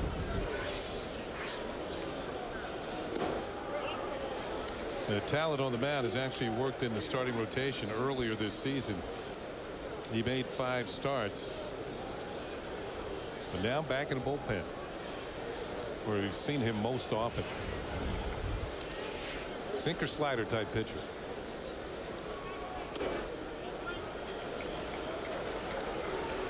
And the count 3-0.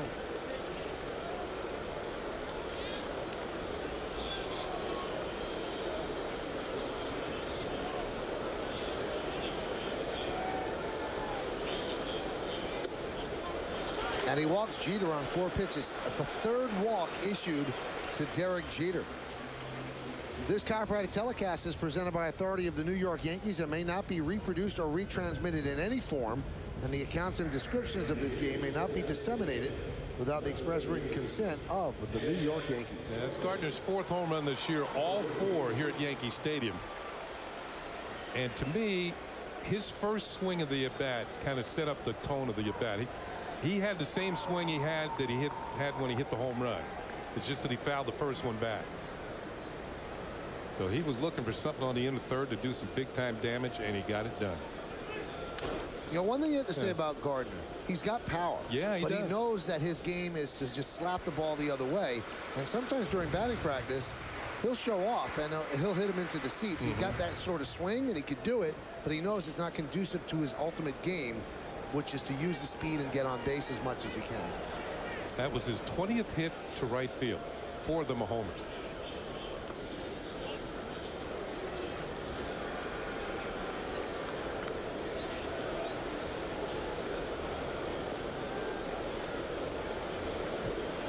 Crowd still buzzing.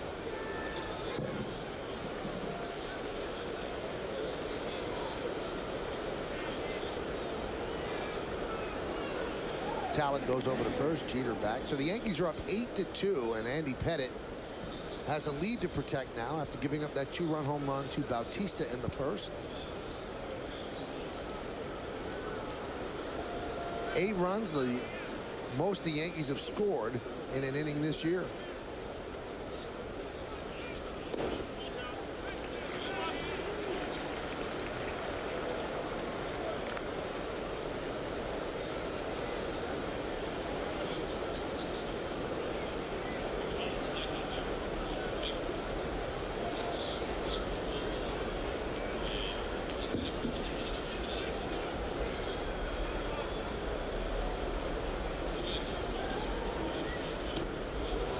Count 2-2.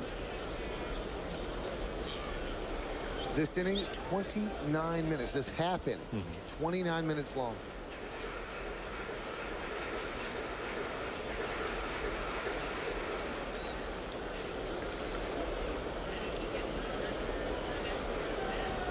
And it all started with Brett Gardner. And a single to right. The 2-2. Fouled away. The only outs in the inning, an RBI ground out by A-Rod to short, and Posada with a fly ball to center. That's it. And Posada hit the ball pretty well. Yankees have 8 runs on 6 hits and 2 walks and 1 hit batter.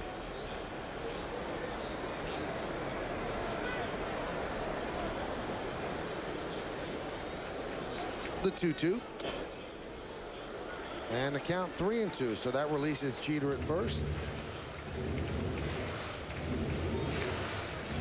Now remember, Andy Pettitte had a particularly quick top of the third inning as well. He threw just 7 pitches, so Andy's doing a lot of sitting right now.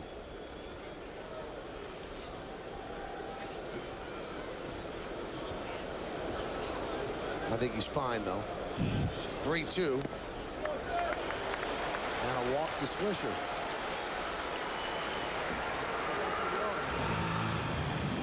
Now they have mounds back there. So if Andy wants to throw it all, just stay loose, he can do that. Right down those steps, there's batting cages and a mound. First 11 innings of this series, Yankees 0 for 12 with runners in scoring position. This inning, 8 runs and 4 for 5.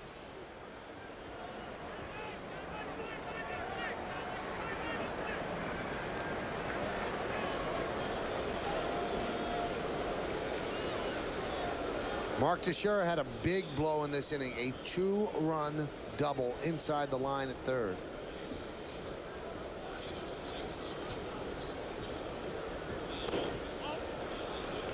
Well, if the Blue Jay pitchers are not going to throw strikes, the Yankees are not going to go out of what they do.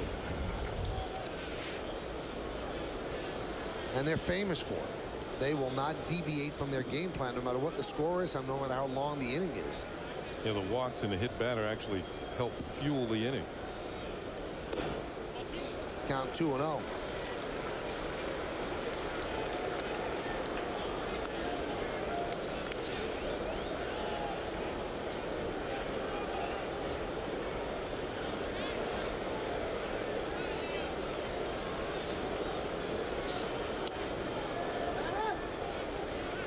Jeter at second, Swisher at first, 2 men out, 8 runs in, bottom of the third. Count 2-1.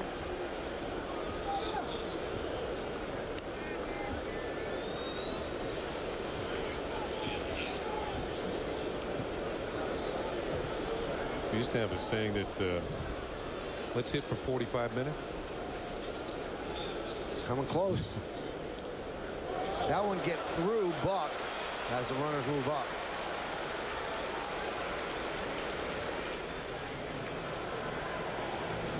This is going to be a wild pitch charged to Brian Talent. Target's kind of in the middle, right underneath the glove, and through the legs. Well, the ball didn't even bounce up. It skipped like a rock across a lake.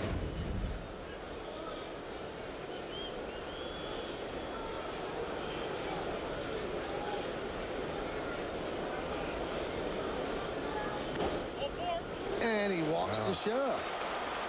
3 straight walks by Talent. I'm sure that's not exactly what Cito Gaston had in mind when he called him in from the pen, and that brings up Alex Rodriguez. Nobody warming up at this point. Remember, the Blue Jays have been struggling coming into Yankee Stadium. They had lost 9 of 11. We'll make that 8 of 10 and 9 of 12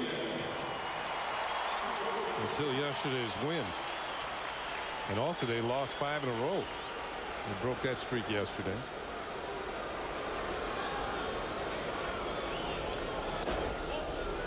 Alex with 20 grand slams, 2 this year, 2 of the Yankees 8, and it's set up for him.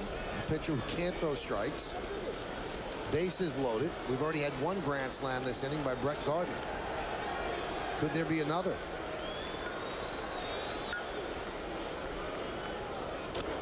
Ooh. Alex was trying. He was thinking about it on that swing. Remember, Talent has had problems throwing strikes, so he lays one right there. And A-Rod fouls it back. Ooh, yeah, good pass.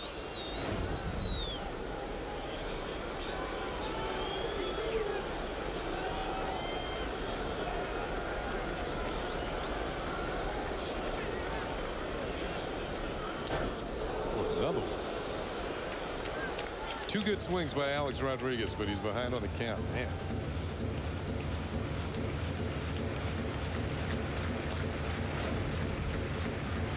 Get the barrel to the ball, just a hair late on Yesmo.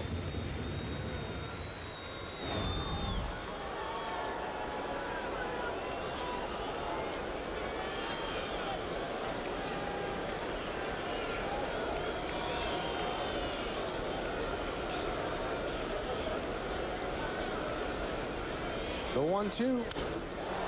High fly ball, just missed it. He just missed it. John McDonald is there, and he makes no play. He dropped the ball.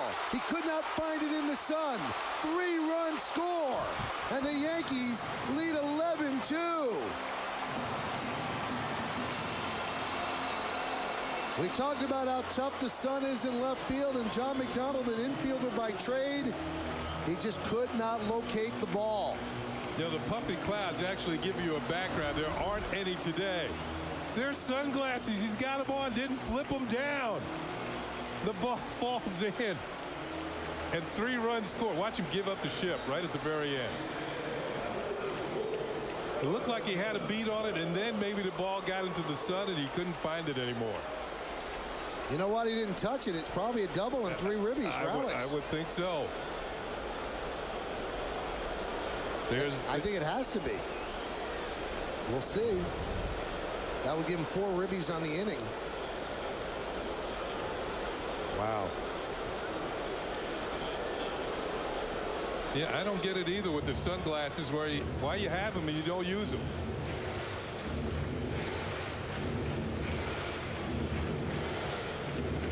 Yeah, you're right, Kenny. He bailed off the ship with his eyes closed at the last moment. You know, I think he had a beat on it, and then all of a sudden the ball drifted into the sun and he couldn't find it.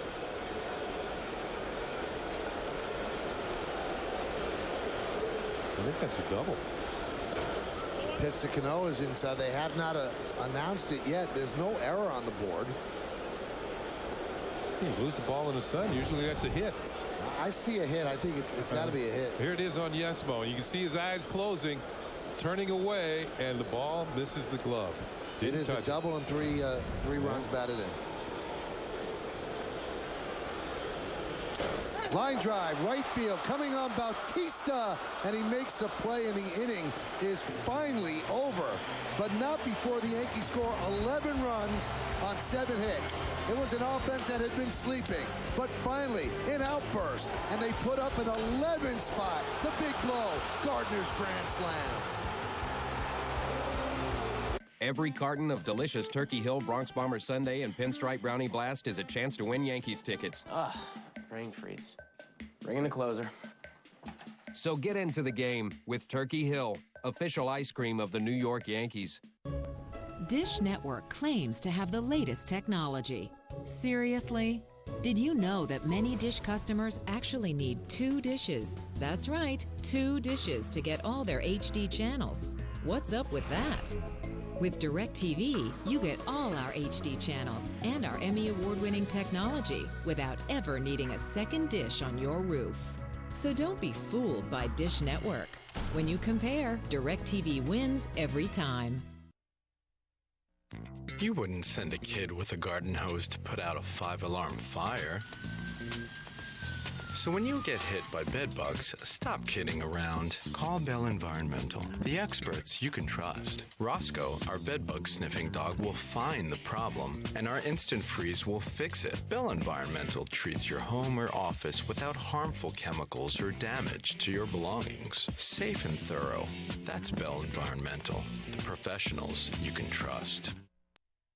I see a lot of commercials on the TV from law firms for your mesothelioma case. The only thing I can tell to people is to make sure that they have the experience with mesothelioma before signing up with them. Levy Phillips in Koenigsberg is a great law firm, and that's a law firm you need. Somebody who's going to stand up for you and not for what's easier for them. Call 1-800-MESO-LAW for your free mesothelioma guide with 2 DVDs. The third inning took 37 minutes, and it was worth it for the Yankees. They sent 15 batters to the plate, 7 hits, 11 runs. Wow. And Brett Gardner's grand slam, the big blow.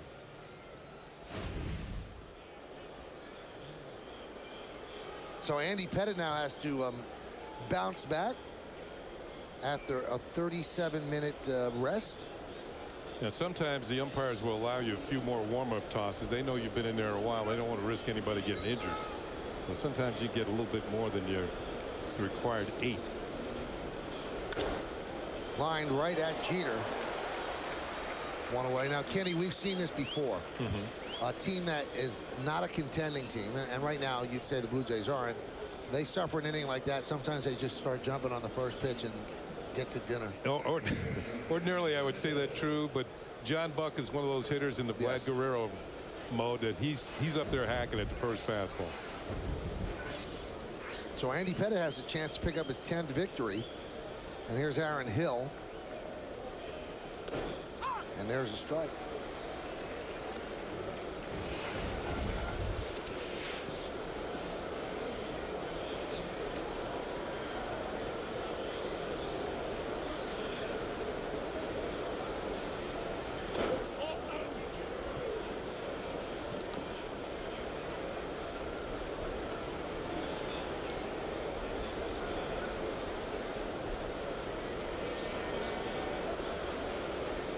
Hill robbed of an extra base hit by Huffman in right field in the first inning. He's 0 for 1.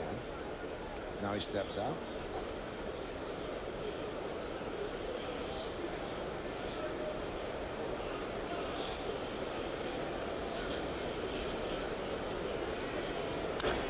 That one's drilled deep to left field, but hooking foul.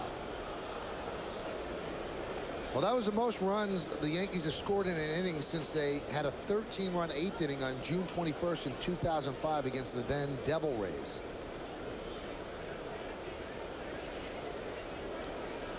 That might have been an inning that made the Rays change their name. It was a devilish inning.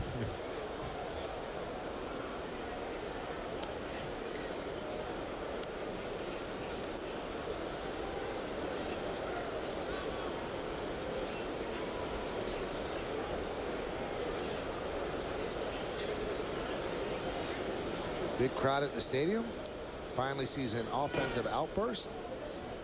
And the count 2-2. And you knew the Yankees are better than what they've been hitting. They're kind of a sleeping giant, so to speak. And they went 16-10 in June, and they hit just .245 as a team, which is extraordinarily low for the talent they have in their lineup. But they still made it work because of great pitching. If both components come together, they'll be real dangerous. Swing and a miss. Hill down on strikes. It's time for the New York State Smokers Quit Line Quiz. Yeah, go ahead, Joe. And the question, who are the last two pairs of teammates to start an all-star game at shortstop and second base? It certainly looks as if Jeter and Cano will do that this year, unless there's a drastic change in the final voting. We'll find that out tomorrow. So we want to know the last two pairs of teammates start an all-star game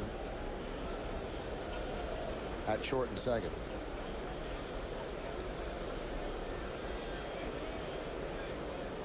Here's Lyle Overbay.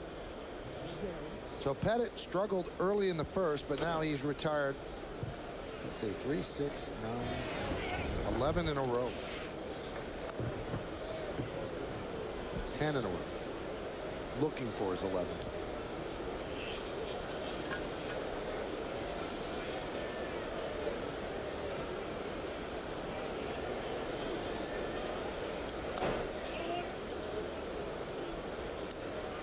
Count 1-1. And he has to go with the game plan, just to try and pitch like he has a 1-run lead.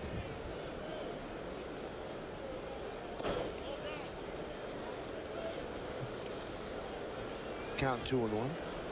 He and Posada have been particularly good this year. 5 starts with Posada. He's 3-0. With a 2.53. I think you catching a Michael Andy, the way he's been pitching this year, he'd do pretty well. Yeah, it'd be a lot of pass balls.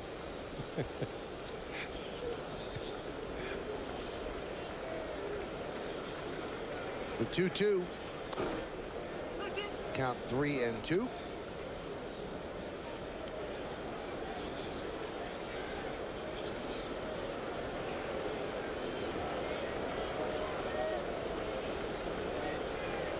And the payoff. Grounded to second. Another 1-2-3 inning for Andy Pettitte. He played 3.5. That a 13-pitch inning for Pettitte. 20 pitches over the last 2 innings to get 6 in a row. We go to the bottom of the 4th. Yankees are up by 9 over the Blue Jays.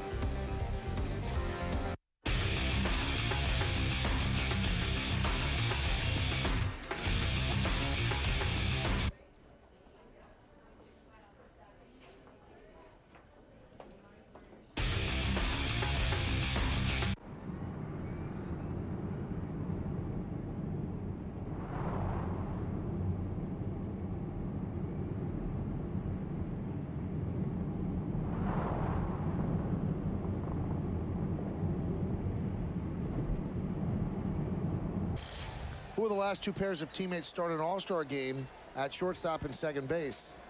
And the answer is Tejada and Brian Roberts, 2005 in Baltimore, and Rich Aurelia and Jeff Kent, 2001 with the Giants. And as we mentioned, it looks like Jeter and Cano will get that honor. Here's Posada against Brian Talent. Ground ball is short. Gonzalez. One pitch, one out. Well, Cito Gaston would like to see Talent eat up as many innings as possible before go. Oh. Well, things certainly heated up for the Yankees offensively in the third inning, but 98. 98. That's on field. That's over by the Yankee bat rack after last inning. Strike to Granderson.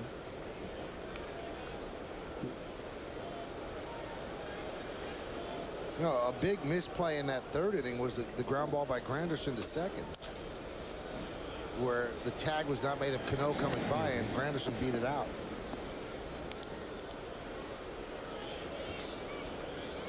So now there's two away. All those little things fuel the inning for the big things, bigger things to happen.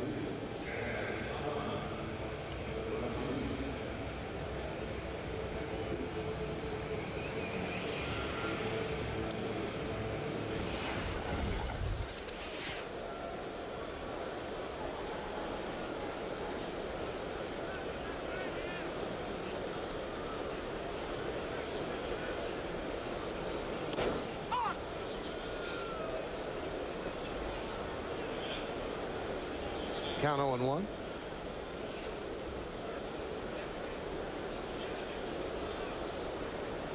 Speaking of Cito Gaston wanting Talent to go as far as he could, remember Talent had been a starter earlier this year. You don't want to dip in the bullpen too often. Tomorrow's game, the third and final game of this series. Yankees have not really had much success against the Blue Jays so far this year, and they're going to play them a lot. A lot in the second half of the season.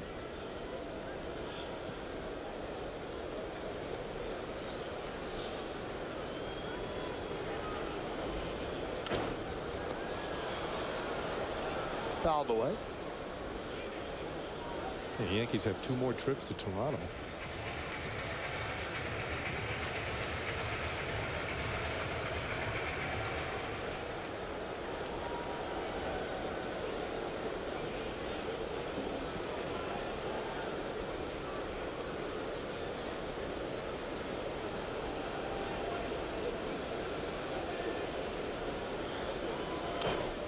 Blue Jays are only going to have 78 home games this year because they had their interleague matchup against the Phillies moved from Toronto because of the G20 summit.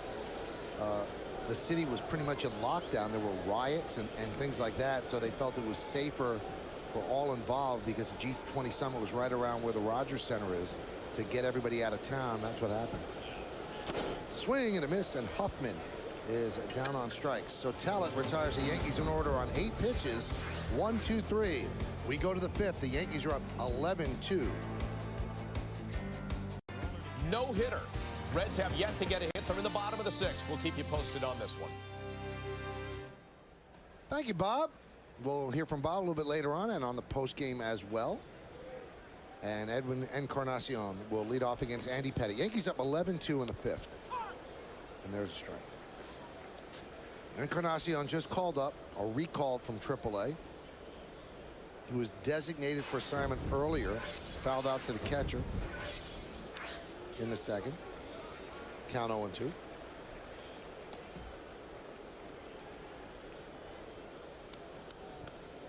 know, talking to Andy about this possibly being his last year. And it's hard to get a read on him because he said last year was also the perfect time to retire after winning the final game of the World Series, going 4-0 in the postseason.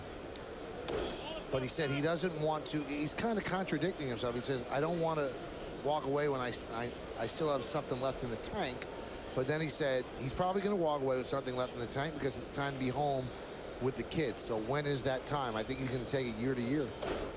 Well, as you look at the first half of this season, it's hard to say he wouldn't be retiring near the top of his game. I mean, be 10-2 if he wins today. Almost like what Mike Messina did. Yeah. Won 20 games and walked away. The 2-2 just missed.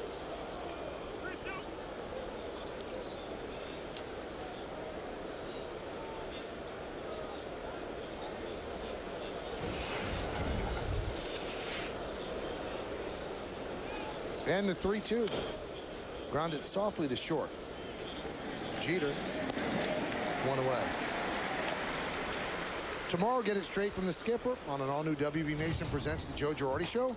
Hear Joe's thoughts on this week's series against the Mariners and the Blue Jays. Plus, get a preview of next week's West Coast road trip. It's a new Joe Girardi Show tomorrow at 5 only on Yes.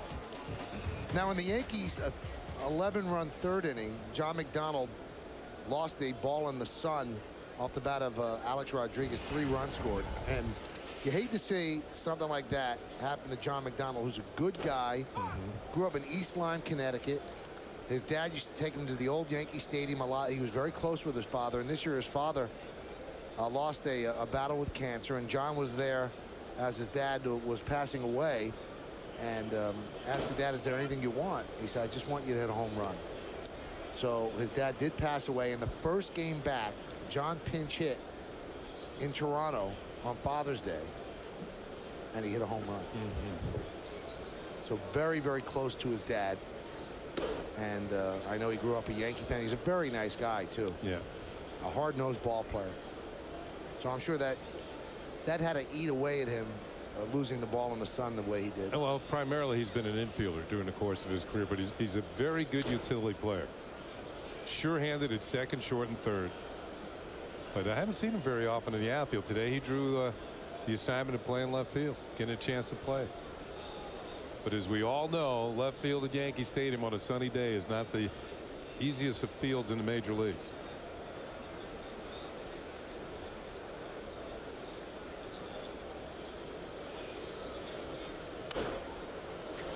High pop-up. Now Jeter has to fight that same sun, and he does for the second out.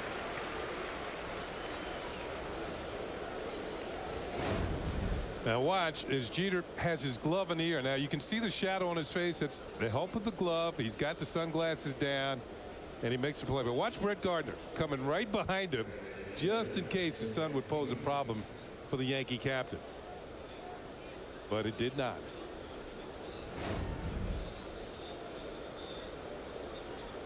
Now here's Nick Green. And just to finish the story on McDonald, now when Babe Ruth, I don't know if that story is apocryphal, told the little kid in the hospital, I'm going to hit a home run. You know, Babe finished with 714. John McDonald's dad on his deathbed said hit a home run, and John does in his first at bat coming back. John only has 14 home runs in 12 years. So something special went on there. Fouled away.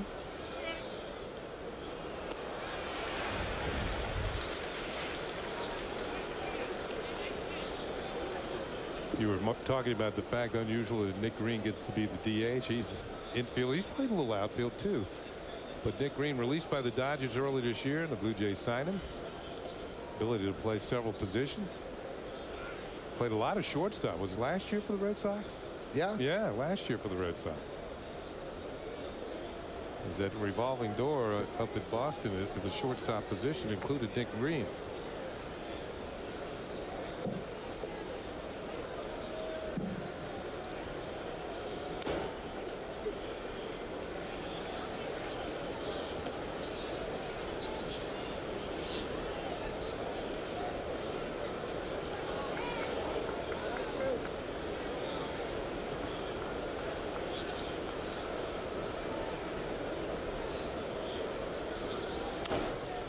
Grounded foul.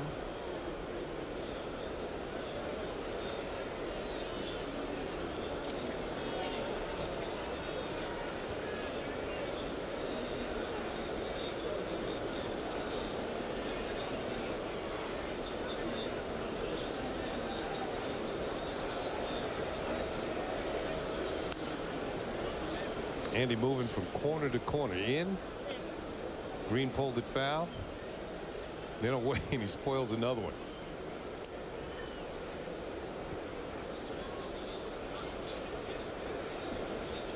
Trying to make yet another quick inning out of this one.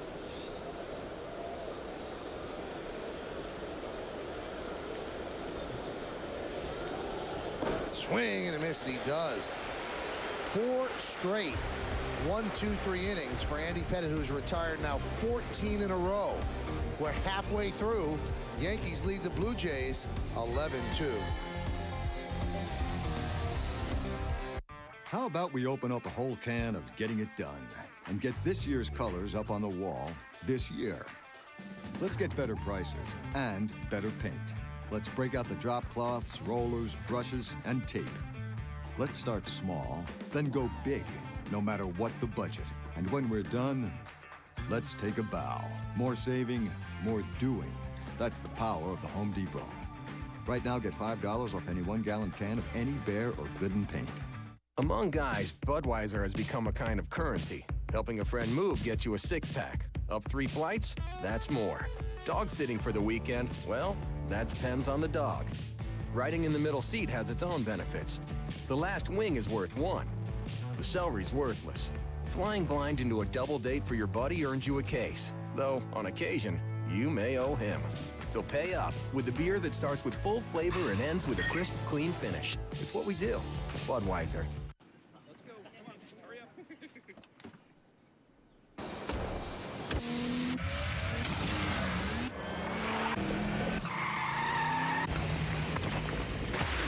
Before you take it on your road trip, we take it on ours. Now during the summer event, get an exceptionally engineered Mercedes-Benz, like the 2010 C-Class, an IIHS top safety pick for 1.9% APR, or lease one for $349 a month. Tomorrow on an all-new WB Mason presents the Joe Girardi Show.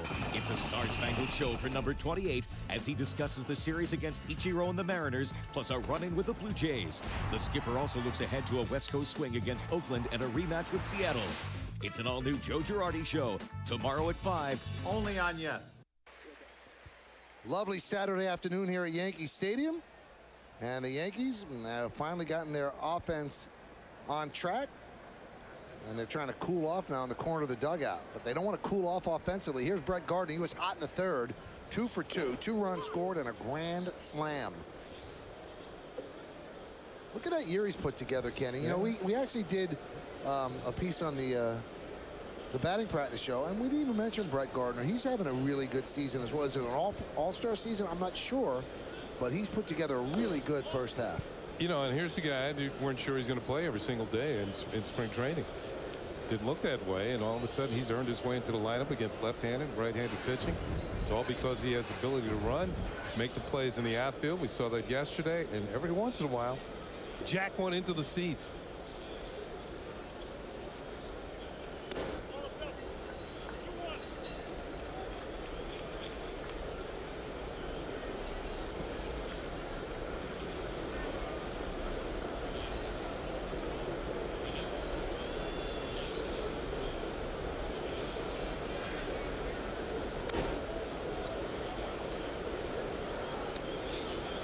Count 3-1.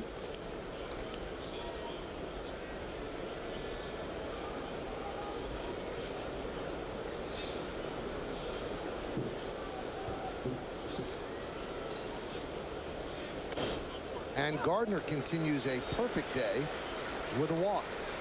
Time for another look at today's Toyota text poll. Once again, the question, and boy, this is out of left field, looking at Gardner.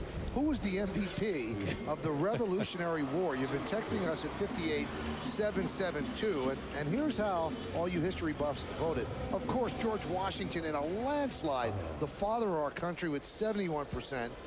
Ben Franklin next. No. Thomas Jefferson next, then Ben Franklin. John Adams, a distant fourth. Had a good book written by him about him, though. There was a good miniseries. Yeah, off the book. Yeah. You didn't like the Washington? No, I can see him. You know, he's on the $1. He's on the 1, right? Yeah, I know you don't see many of those. You see the Franklins a lot on the 100. That's where Ben is, huh? No, I'll go with George Washington. I mean, the guy's got a bridge named after him right down the road here. And it's usually packed. Well, you got a Ben Franklin Bridge in Philadelphia, right? Yeah. Is there a Thomas Jefferson Bridge? No bridge, you don't win.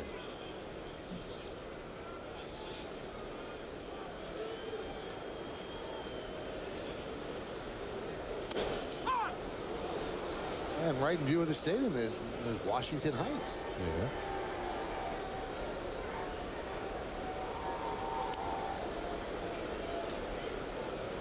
That's a solid choice. Yeah, I mean, you really can't go wrong. Exactly. It's like punching Jeter's name for the All-Star game in short. Grounded to second, or the out is made at second, and a double play, 6-4-3. As Jeter bangs into a twin killing. And that's going to bring up Nick Swisher. So Jeter had walked his previous 3 plate appearances.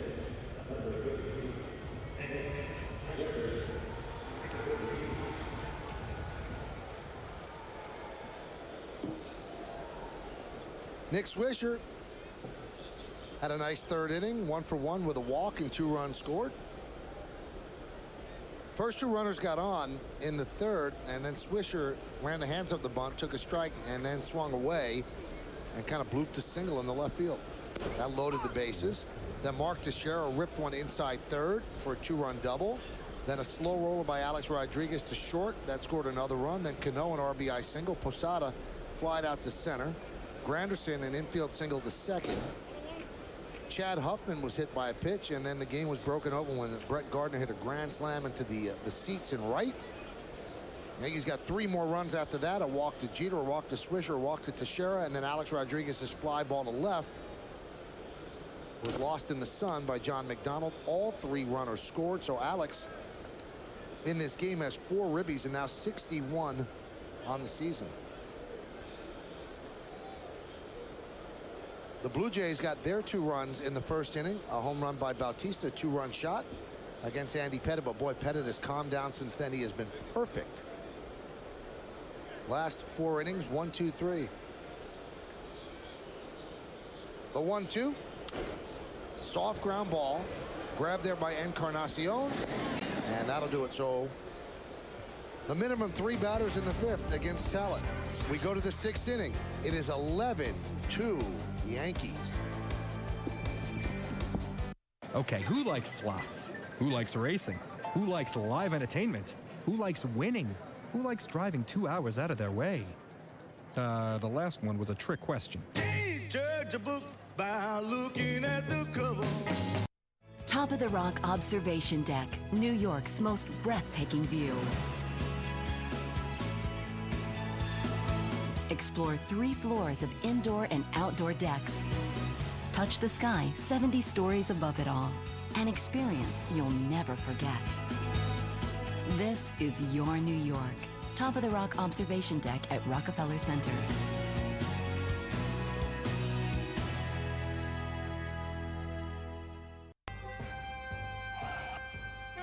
Oh no! The movers are here!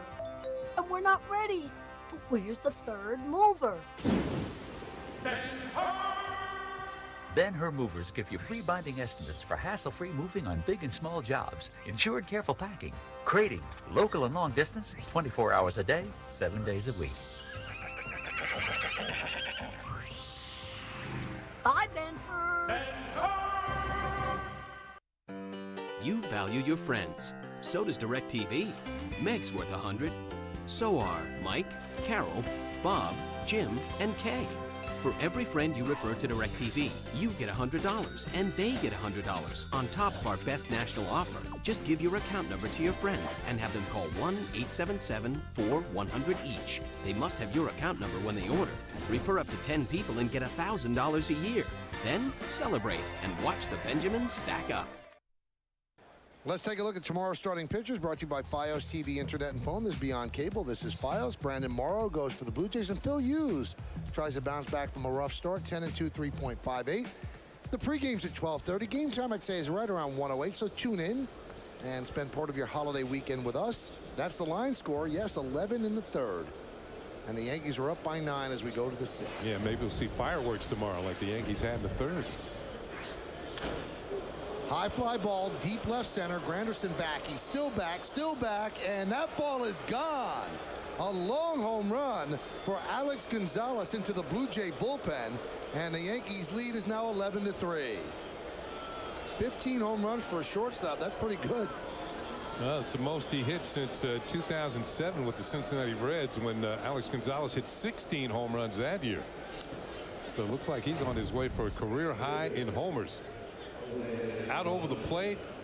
You know, he usually doesn't hit well against left-handed pitchers, which tells me that he doesn't like the ball in all that much. But this one's out over the plate, and it was much to his liking. His 15th home run of the season.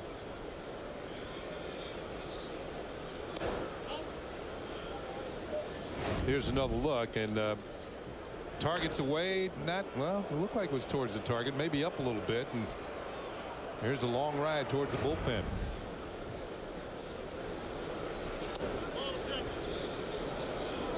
Here's the Home Depot scouting report on Jose Bautista. 50 walks. He leads the American League in walks.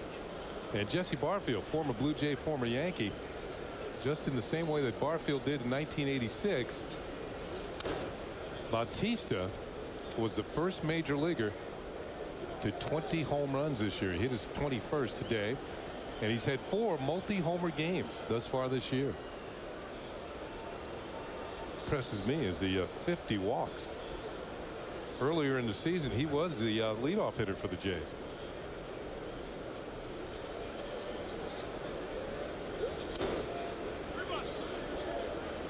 And here's a look at the home run in the first inning with a man aboard.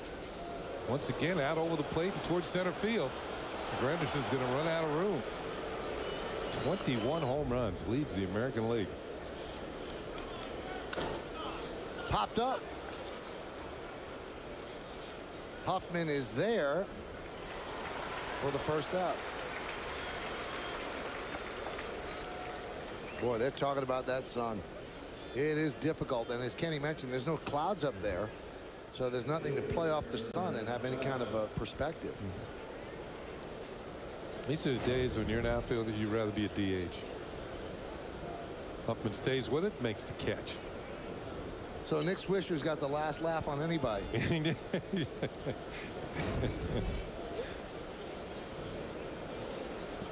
Pitch to Vernon Wells is a strike. And talking things over, and I think it's all right, you know, and better talk to Gardner. He's the one who's going to have the problem. Swing and a miss in the count, 0-2. I saw a speed pitch. Wells is 0 for 1 with a walk. Wells is now 0 for his last 16, so he's kind of ruining what was a great start for him. He walked in the first and grounded to third in the third. Just missed outside. Count 1-2. And Wells has great numbers against Pettit coming into this game, a .354 average. Lifetime against Pettit, 17 for 48, so now 17 for 49. Foul back.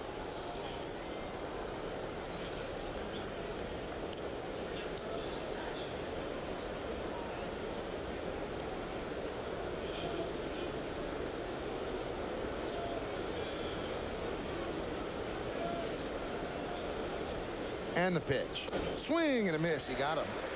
Wells down on strikes. Now 0 for his last 17. Well, fans, Yankee Stadium takes center stage on Monday, July 19th for the first annual Bombers Boomer Broadway Softball Classic. It helps support the Boomer Esiason Foundation and Broadway Cares. Game 1 of the doubleheader features the Stars of Broadway squaring off at 11:30, followed by the Yankees alumni and celebrities versus the WFAN All-Stars in Game 2. All tickets are just $10. Call Ticketmaster 877-469-9849 or visit Yankees.com for tickets.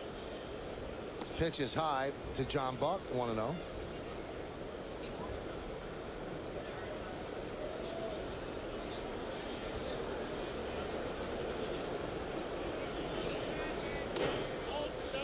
And the count 2-0.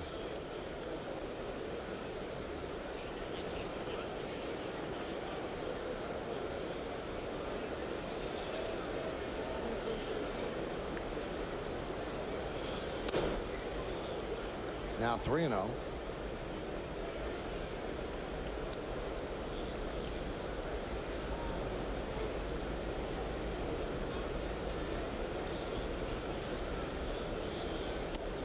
Laid that one right in there. Pettit is looking to complete at least 6 innings for the 13th time in his last 16 starts. So he is giving the Yankees length. You always want at least 6 out of your starter. More often than not, he gives you 7. And with the Yankee bullpen a little bit inconsistent, that's important. The 3-1, 3-2.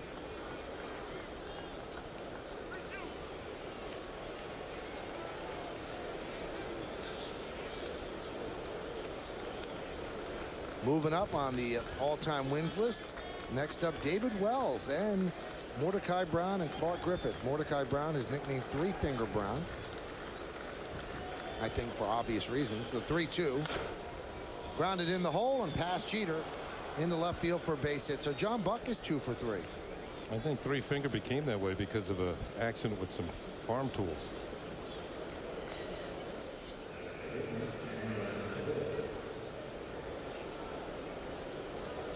That's the same thing with the former Yankee Bob Wickman. In a farming accident, he lost the tip of his middle finger, and it turned out to be fortuitous for him because it made the ball move a lot more than it would have because it came off his finger a little differently. Here's Aaron Hill. Hill's 0 for 2. And a strike.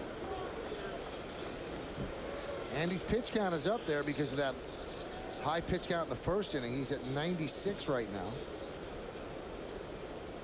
He gave up 2 runs in the first, and Blue Jays also left 2 other runners on. Really labored. Ground ball is short. Jeter's there. He'll flip to Cano, and that'll do it. Andy has 6 in the books. 1 run, 2 hits, no errors, and 1 man left on base. You go to the bottom of the 6th, 11-3 Yankees.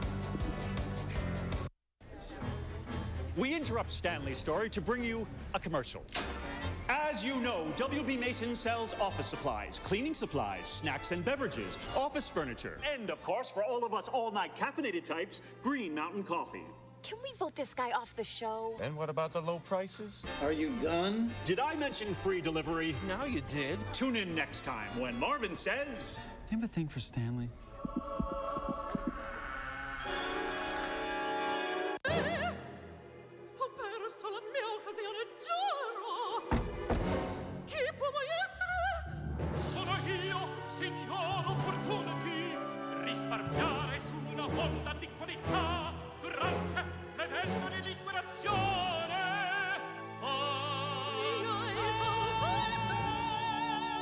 Get 0.9% financing for up to 60 months for well-qualified buyers.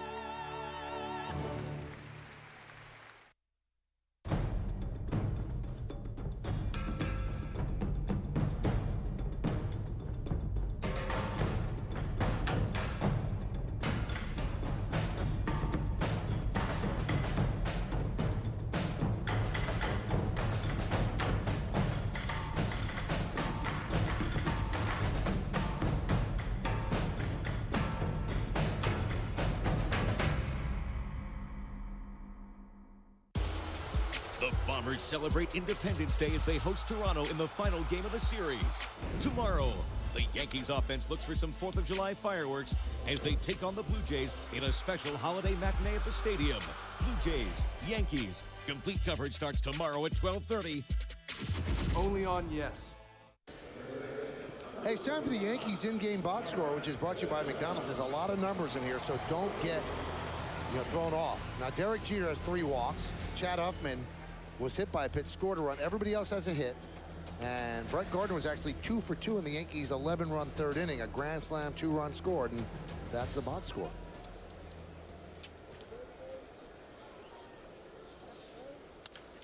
Teixeira reps one to left field. McDonald turns, looks, and he'll play it off the wall. And Teixeira is going into second, and he has himself a double. Looked like that ball had some overspin. Teixeira's second 2-base hit of the ball game. And for a moment, I thought this is going to carry on into the seats in left field. A good swing. And running hard out of the box. The only way he made a double because McDonald played this very well off the wall. Comes right back to him, gets the ball in quickly, and Teixeira slides in ahead of the tag. And it's his 17th double of the year.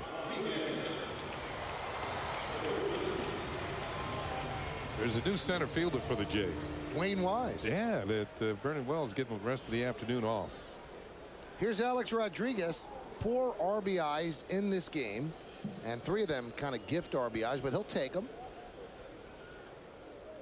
He hit a fly ball, which would have been the final out of the inning, with the bases loaded to John McDonald, and John lost the ball in the sun. Ball dropped onto the grass, and with the runners going on the 3-2, they scored easily. And he picked up 3 ribbies. He had an RBI and a ground out earlier in the inning. It's interesting, Kenny, because if you look at the body of Alex's work this half season, you say, well, he hasn't been Alex. His batting average is .279. He has just 12 home runs. But 61 ribbies is very good. He's not even at the halfway point. Yeah, you're thinking 130. Yeah, maybe right. plus. And you're thinking if he gets hot in all the other categories, an easy 130. Yeah, he has 61, and he hasn't been swinging the bat that great. You know what? But he has been hitting well with runners in scoring position this year. He's over 300, close to 330 in that category. So maybe not the home run production, but the production with runners in scoring position. He has a runner in scoring position right now.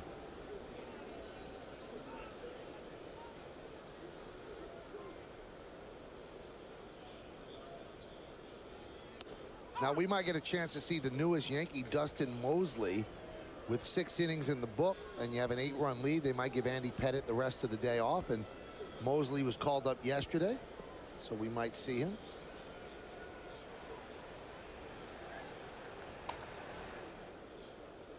Funny how some numbers, I've been warned by many people. I saw number 40 and I immediately thought of Andy Hawkins. Popped up. Right field. Bautista will make the play for the first out.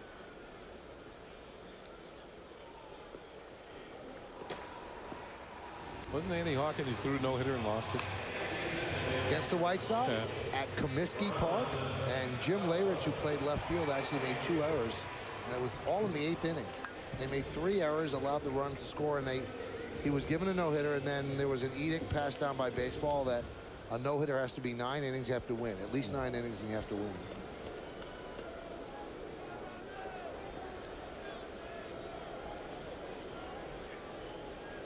I think it was also that year, or it could have been the year before. They kind of all blend in. That one's popped up off the bat of Cano, and Buck is there for the second out. Melito Perez had a rain-shortened 5-inning no-hitter. Yeah. And these all went into books as no-hitters, and then they were erased, so they no longer exist because 5-inning no-hitters are not no-hitters.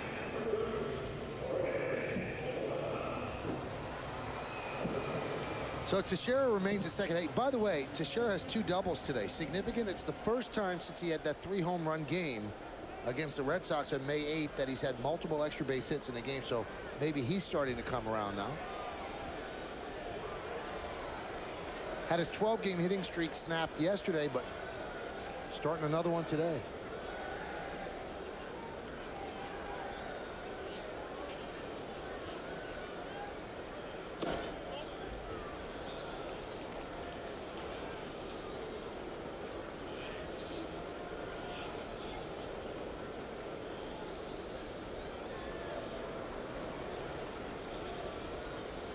(11-3) Yankees lead, bottom of the 6th.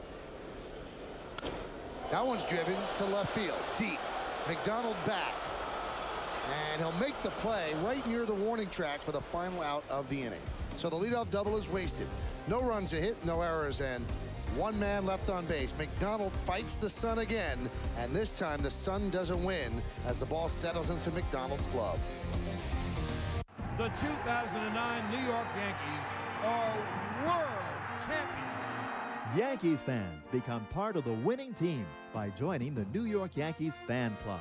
For just $40, you'll receive an official membership card, a World Championship nylon banner, a World Championship coin, a New York Yankees cap, special ticket discounts, and other exclusive fan club items. To join, call 1-800-GO-YANKS or log on to Yankees.com today. There are over 358 million trillion gallons of water on Earth. But not all water is created equal. only 1/1000,000,000% is filtered naturally beneath the earth, with a distinct balance of minerals, and emerges crisp and refreshing enough to be called Poland Spring. Poland Spring 100% natural spring water, born better. I have a few simple rules. No takeout. No feet on the dashboard. No kids under 7. Hand wash only. No dirty feet. I prefer for people to wash their hands. The kids really want a dog, but no. Of all the ways to prevent a luxury automobile from losing value, perhaps the smartest is to get one designed to keep it. Test drive any Acura during the Driven by Reason sales event. Take advantage of attractive offers on the 2010 Acura MDX for well-qualified customers. CBS FM 101.1 with your favorite songs from the 60s, the 70s, and the 80s. CBS FM 101.1, New York's greatest hits. Next Saturday, July 10th and Sunday, July 11th, Ken Singleton goes into the history books. History in the making as Yes presents the first ever broadcast of baseball in 3D. The Yankees take on the Mariners live in Seattle, and Yes will bring you the game as you've never seen it before, presented by Panasonic and DirecTV. 3D coverage starts next Saturday, July 10th at 10 p.m. Call your cable or satellite provider for details on their 3D offering. That's not the way that was written, was it? No, I ad-libbed. So we're going to get our first look at Dustin Mosley. He is making his Yankee Major League debut, or Yankee debut. He's obviously been in the Major Leagues. And Posada and he going over some signs now. He came up yesterday. He had been in AAA. And at Scranton Wilkes-Barre as a starter, 12 starts, 4-4, 4.21. Opponents at 285 against him. He could have declared free agency if the Yankees didn't call him up by July 1st. They asked for one extra day, and they sent down Boone Logan to make room for Mosley. Shattered bat. Overbay grounds one to short. And there's one away, one pitch, one out. Yeah, right away you saw the sinking fastball, and it just headed for the end of the bat, and there's the results of a good sinker from Dustin Mosley. And you see the ball moving away from Overbay. Mosley, of course, had been with the Angels for a number of years. A lot of injury problems. You can see the bat headed, the ball headed towards Jeter. Man, a good movement on that pitch. Man.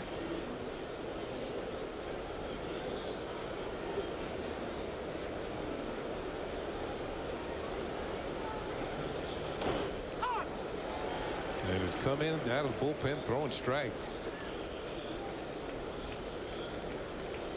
In his big league career from 2006 to 2008 with the Angels, Mosley 64 games, 23 of those starts, 8-7, 5.41 as he strikes out Encarnacion. Verizon Wireless scoreboard, Yankees lead 11-3. A lot of movement. There it is, a check swing by Encarnacion, but he did go around too far.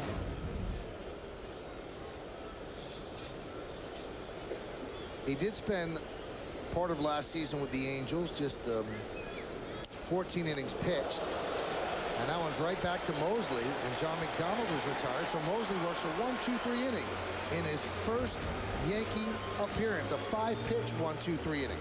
At the end of 6.5, it's time for the 7th inning stretch here at the stadium. Yankees lead 11-3, but we'll stay right where we are on this July 4th weekend and honor America here in the Bronx. Men and women are serving our country at home and around the globe.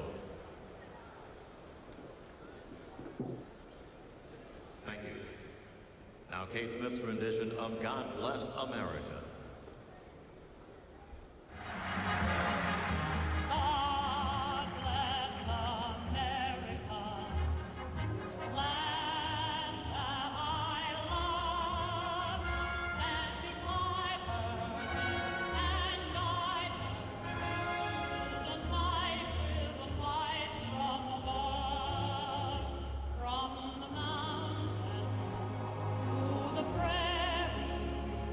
To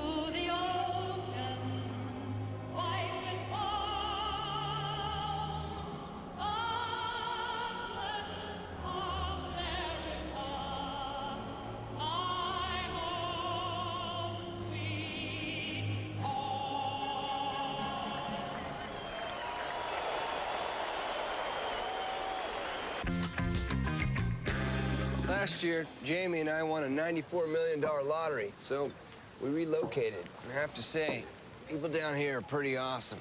Terry here was a sniper in the big one, and Maurice, he dated a pointer sister. 2 pointer sisters. Hi, Wendy. Hey, Jamie. Son, don't mow my lawn.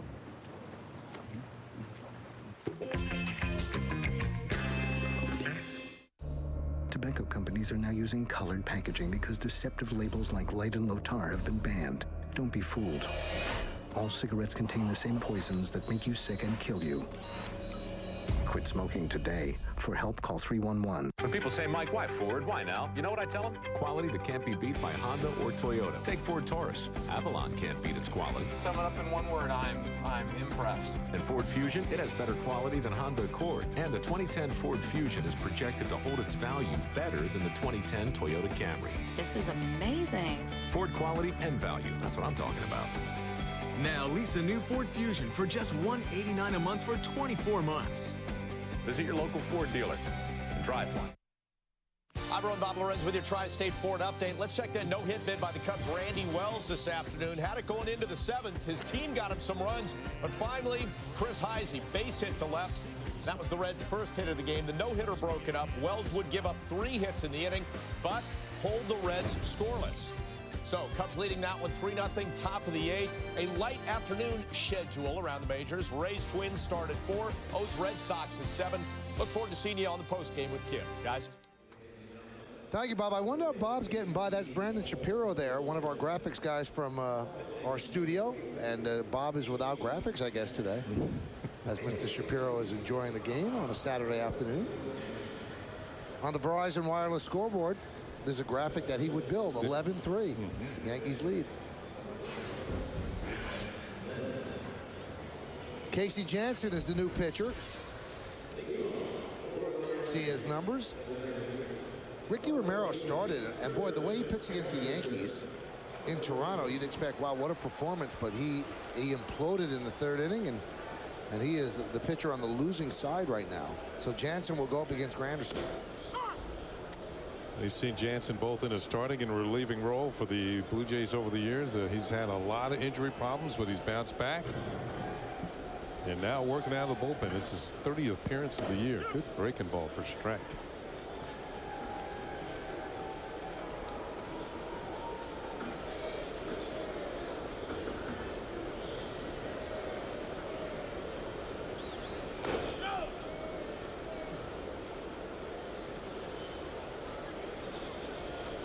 Blue Jays also have a new first baseman in the game.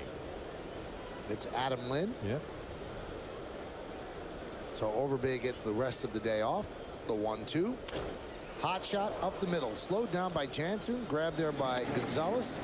And I believe that'll be a 1-6-3. Yankees baseball on Yes is brought to you in part by J&R Music and Computer World. And by Toyota, the official hybrid vehicle of the New York Yankees. Yeah, I believe that glanced off Jansen's leg. Slowed it down enough for Gonzalez to make the play.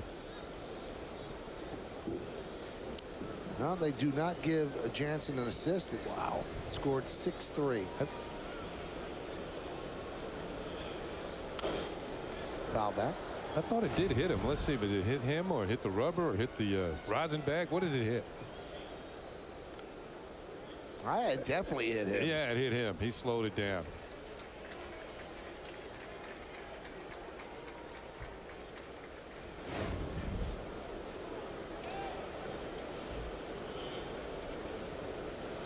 How about this stat, Kenny? If the Yankees hold on, they do change it now. They saw the replay in Yesmo, and they give a 1-6-3 on that. There's no doubting the Yesmo. I will tell you that. Here's another look at it. It slowed it down. It looked as when it was hit, might have gotten through the middle. Get back to the bench and yell at the pitcher, get out of the way. Well, if Andy Pettitte wins this game, if the Yankees hold on to win, it'll be Pettitte's 10th victory of the year. Significant? Well, yeah. As Huffman goes down swinging. No major league team has had a trio of pitchers, each with 10 or more wins this early in a season. That's through 80 games. since the 1999 Astros. And those three were the late Jose Lima, Shane Reynolds, and Mike Hampton. The Yankees have had 3 10-game winners through the first 80 games only once in the past 58 seasons. Wow. And that was in 1998. It was David Cones, David Wells, and oh yeah, by the way, Andy Pettitte. It was Brett Gardner.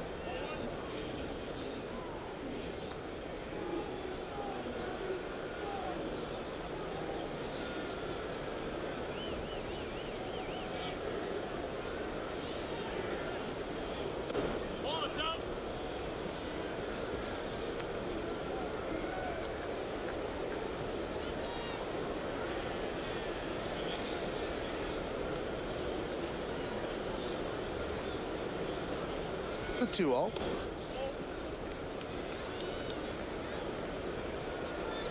Three and 0.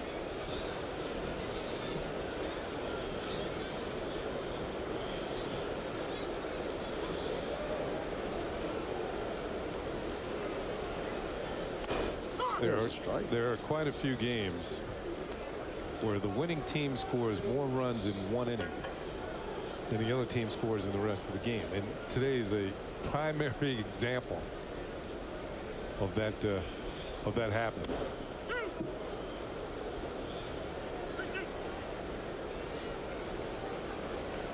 As the Yankees really batting for 37 minutes. 37 minutes.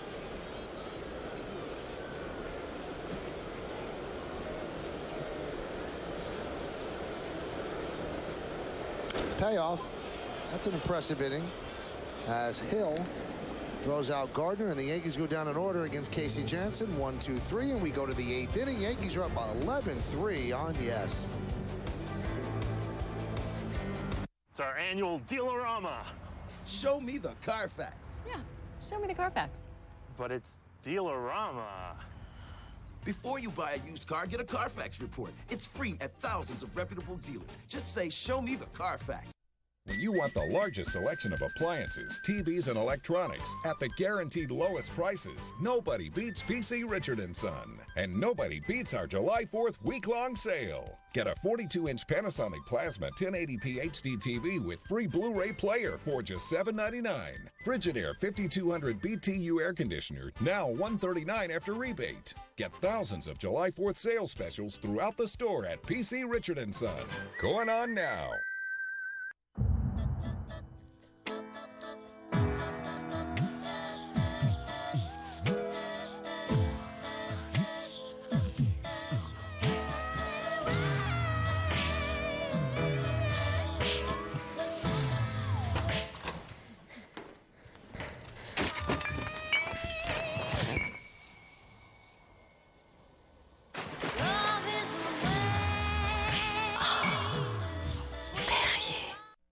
You wouldn't send a kid with a garden hose to put out a 5-alarm fire. So when you get hit by bed bugs, stop kidding around. Call Bell Environmental, the experts you can trust. Roscoe, our bed bug sniffing dog, will find the problem, and our instant freeze will fix it. Bell Environmental treats your home or office without harmful chemicals or damage to your belongings. Safe and thorough. That's Bell Environmental, the professionals you can trust. Yankees Baseball on Yes is brought to you in part by Acela Express. Enjoy the journey. By Acura Advance. And by IOTV. IOTV offers you incredible HD picture and sound. HD is free with IOTV.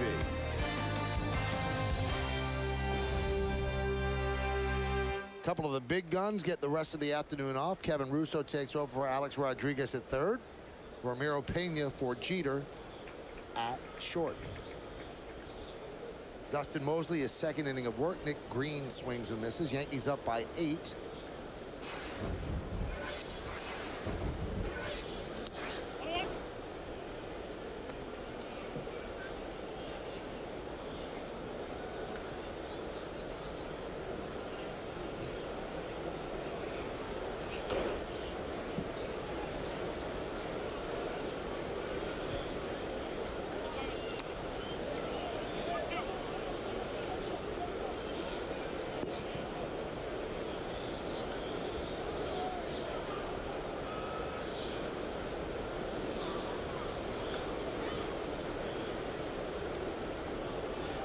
And the 1-2. He could not hold up. He goes down on strikes, 1 away. Let's take a look at the Blue Jays in-game box score, which is brought to you by McDonald's. We got a run from Nick Green, also a single. Alex Gonzalez with a home run off Pettit. Bautista, a 2-run home run off of Pettit in the first inning. That's the scoring. John Buck picked up 2 singles, and that's the offense. Pettit really settled down after that shaky first inning, so 6 innings for him as he's on his way to his 10th victory, barring a unforeseen rally by the Blue Jays. And here is Gonzalez, and he grounds one to short. Pena to Teixeira, 2 outs. All-Star voting, you know, isn't quite over yet. From July 4th to July 8th, you can vote for the final 34th player on each league roster. Check in on Yankees.com on Sunday, July 4th to see who made the team and who should get the 34th and final spot on each league's roster.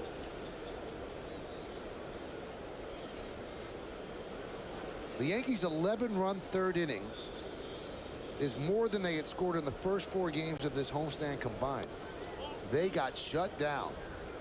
Lee, Hernandez, Ryan Roland Smith, there's Brett Cecil yesterday. 2 pretty good pitchers, the first 2 that you mentioned. So they're capable of shutting anybody down. But sometimes those type of pitchers put your team in such a funk, it's hard to get out of the next few days. That might have been what happened.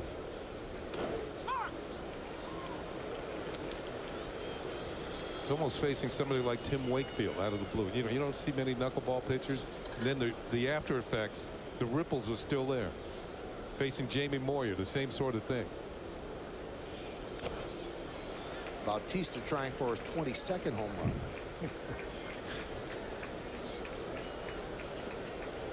He's had 4 multi-home run games this year.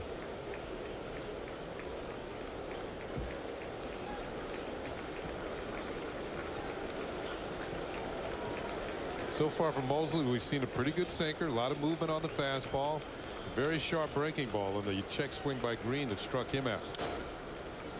Tapped out towards second. 2 straight 1-2-3 innings for Dustin Mosley. He did it in 9 pitches. He's thrown 14 pitches over 2 innings.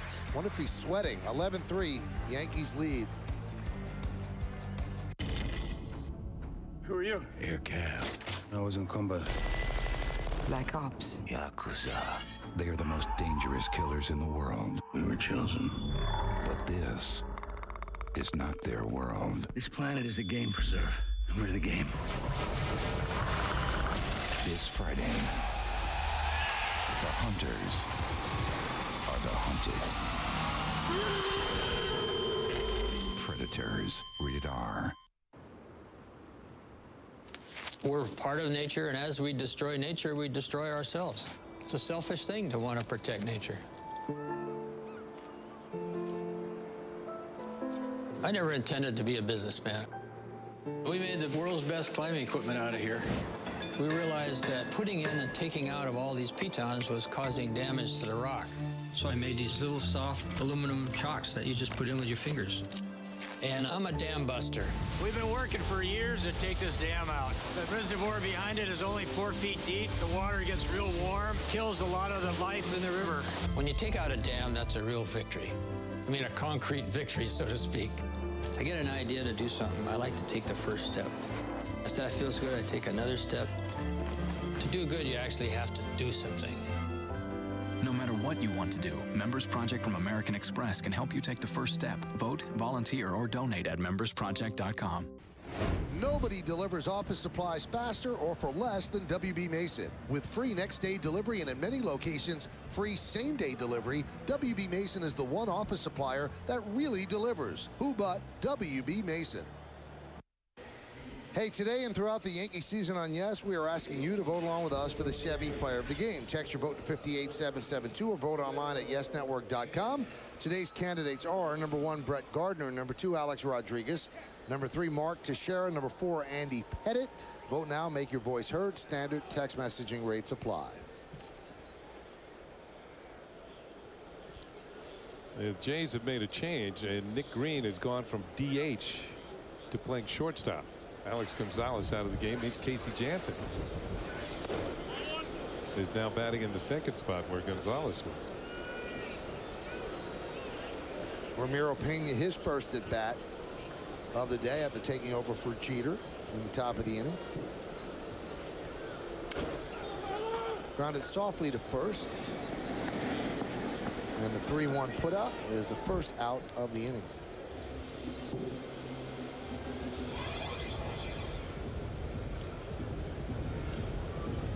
That's going to bring up Nick Swisher.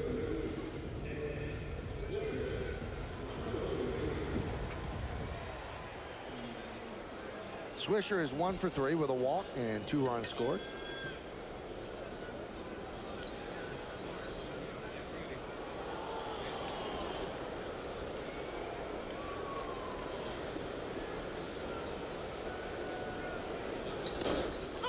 And a strike.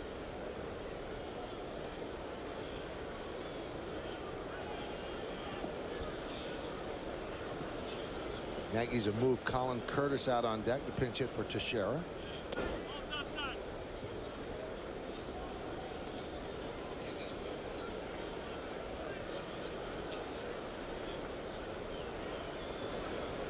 Chano Park might pitch the ninth. Jansen stuff moving. Swisher left the strike zone a little bit on that one. Oh, watch the reaction after his swings. I hope he didn't pull anything. Yeah, he grabbed his stomach. He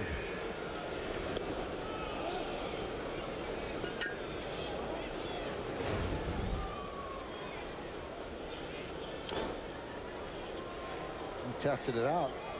Seems okay. Ball's out of the zone, and yeah, there's the follow through. Certainly looking different for Nick. Looking different because he actually chased the pitch out of the strike zone. Usually he doesn't do that.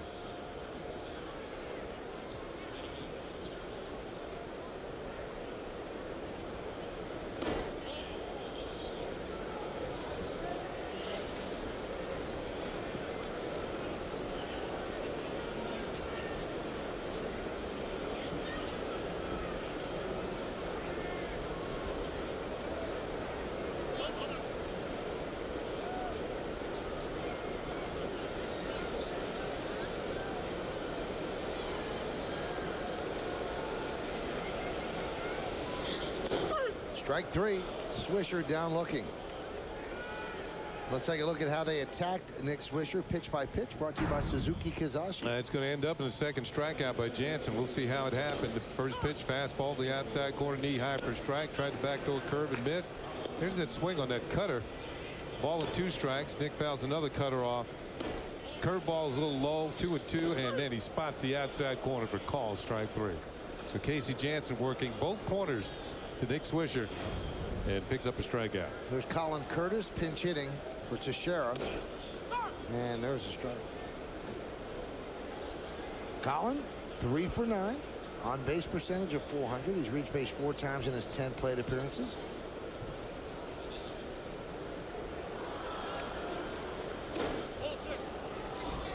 Had his first big league hit at Chase Field in Arizona. Had an RBI and a ground out to tie the game in the 9th inning against the Dodgers on Sunday. So in a short time up here, some important things. There's a strike. Yeah, that was neat with his parents and his brother in attendance in Arizona. Flew in from Washington State, Michael? Yeah.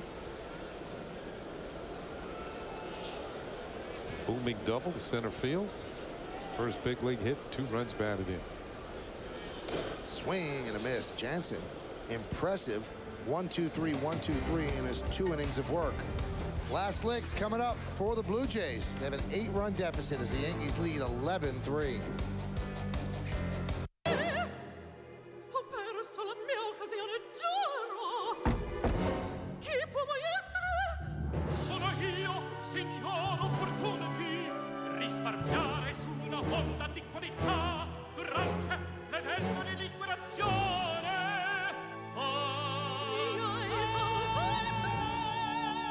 Get 0.9% financing for up to 60 months for well-qualified buyers. Ho, ho, it's magic.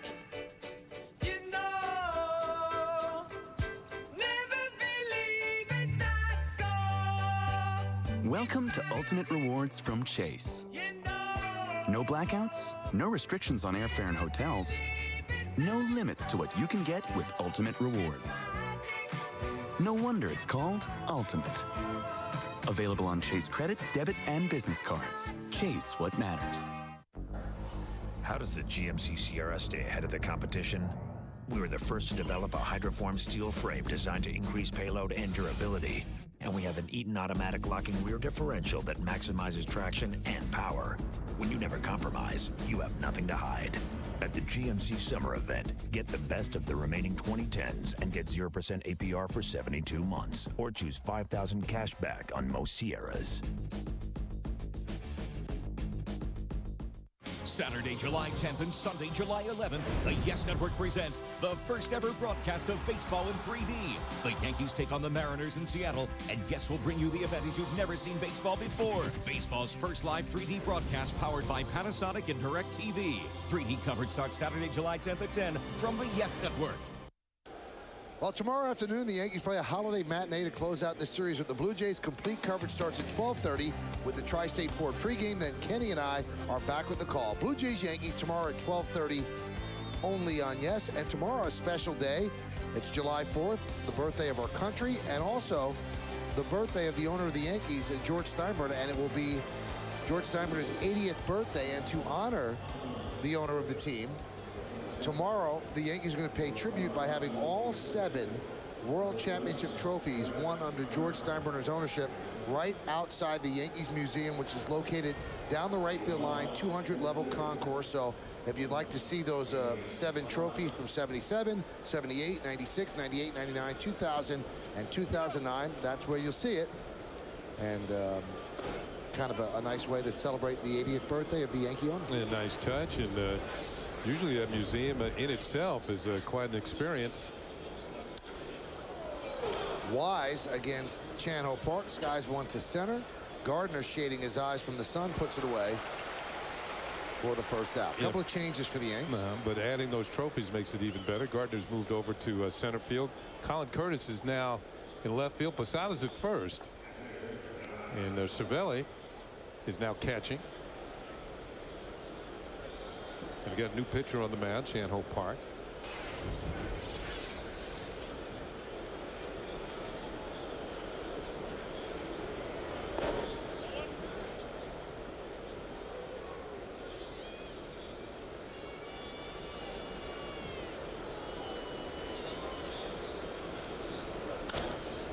Buck hits a fly ball to left center, converging Curtis and Gardner. Gardner with the call on the catch for the second out. Blue Jays down to their final out, and after that final out, don't miss the WB Mason postgame as Bob Lorenz brings you highlights and analysis from this game and also a look around the rest of the majors. Plus, Kim Jones gets the quotes from the clubhouse. It's all coming up on the WB Mason postgame only on Yes. Andy Pettitte is about to get his 10th win. The last time Andy won 20 games back in 2003, he actually won 21. He didn't get his 10th win until July 6th. So 3 games ahead of pace if he wins today.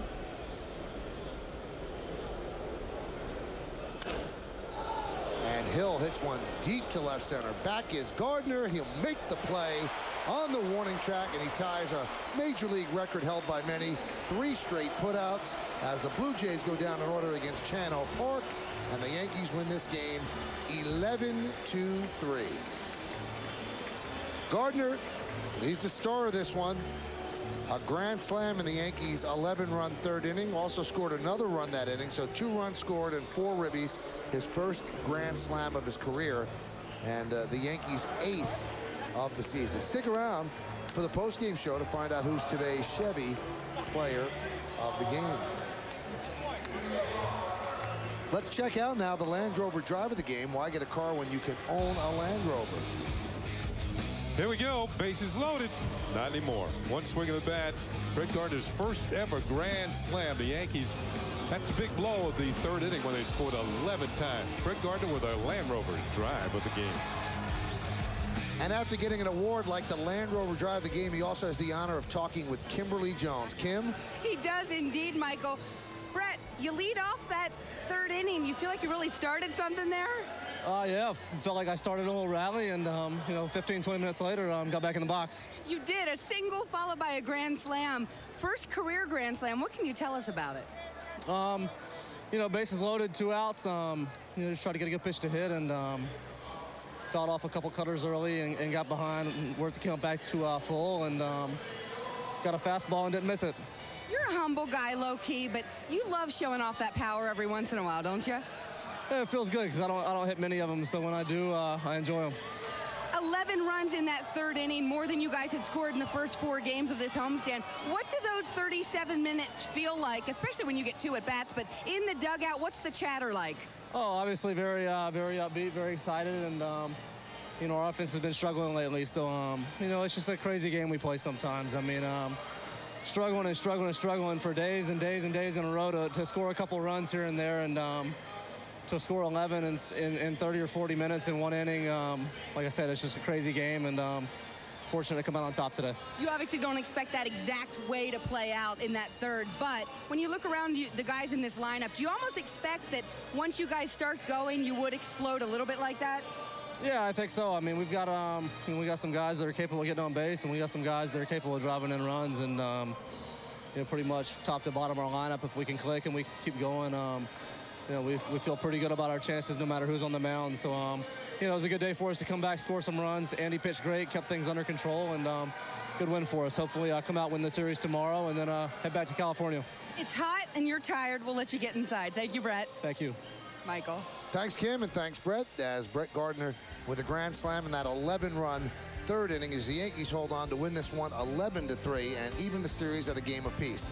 We got more to come, and then Bob Lorenz with the postgame show. Stick around. Yankees win 11-3.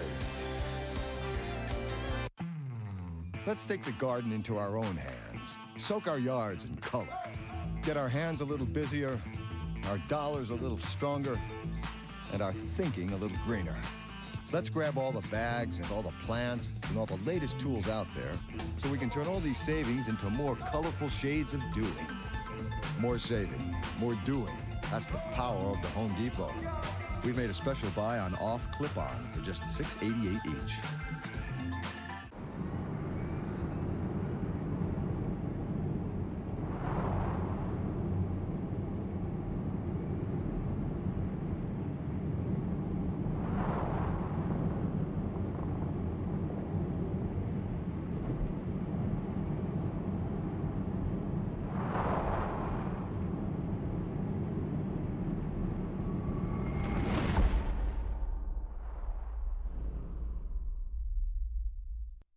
You don't just wake up one day and say, I'm running for Attorney General. If you're Sean Coffey, you grew up in a family that struggled through hard times, but never stopped believing in better ones. You spent years as a naval officer, tough federal prosecutor, and as a lawyer who took on Wall Street on behalf of thousands of defrauded investors, holding company officers accountable by making them pay out of their own pockets. New Yorkers don't need another politician seeking office. We need an Attorney General seeking justice. Hello. There are lots of alternative energies out there, like solar and wind power. That gave us the idea for Ocean Spray Cran Energy Juice Drink. It's a better-for-you energy drink because it's made with the great-tasting goodness of real cranberries. And we added green tea for extra energy. That's one tasty energy source. Cran Energy Cranberry Energy Juice Drink. The great-tasting, better-for-you energy drink. Bob's a little PO'd.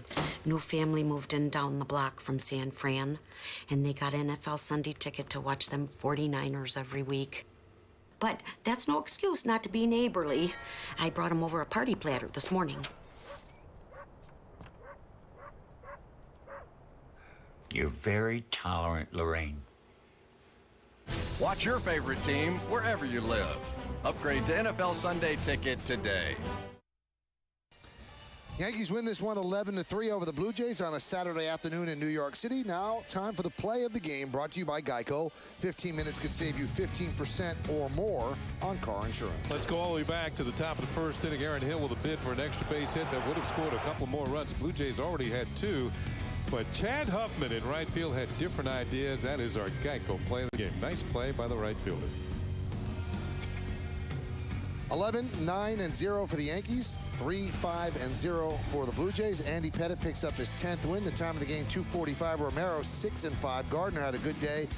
Rodriguez had a strange day with 4 ribbies and just 1 for 4. And Andy Pettitte went 6 innings, 5 hits, 3 runs, a couple of home runs, 1 walk, and 4 strikeouts. Coming up on the Yes Network, stay tuned for the W.B. Mason postgame show with Bob Lorenz and Kim Jones. Special thanks to producer Troy Benjamin, coordinating director John Moore, vice president of operations Ed Delaney, our supervising producer Woody Fryman, and the executive producer of the Yes Network is Mr. John J. Filippelli.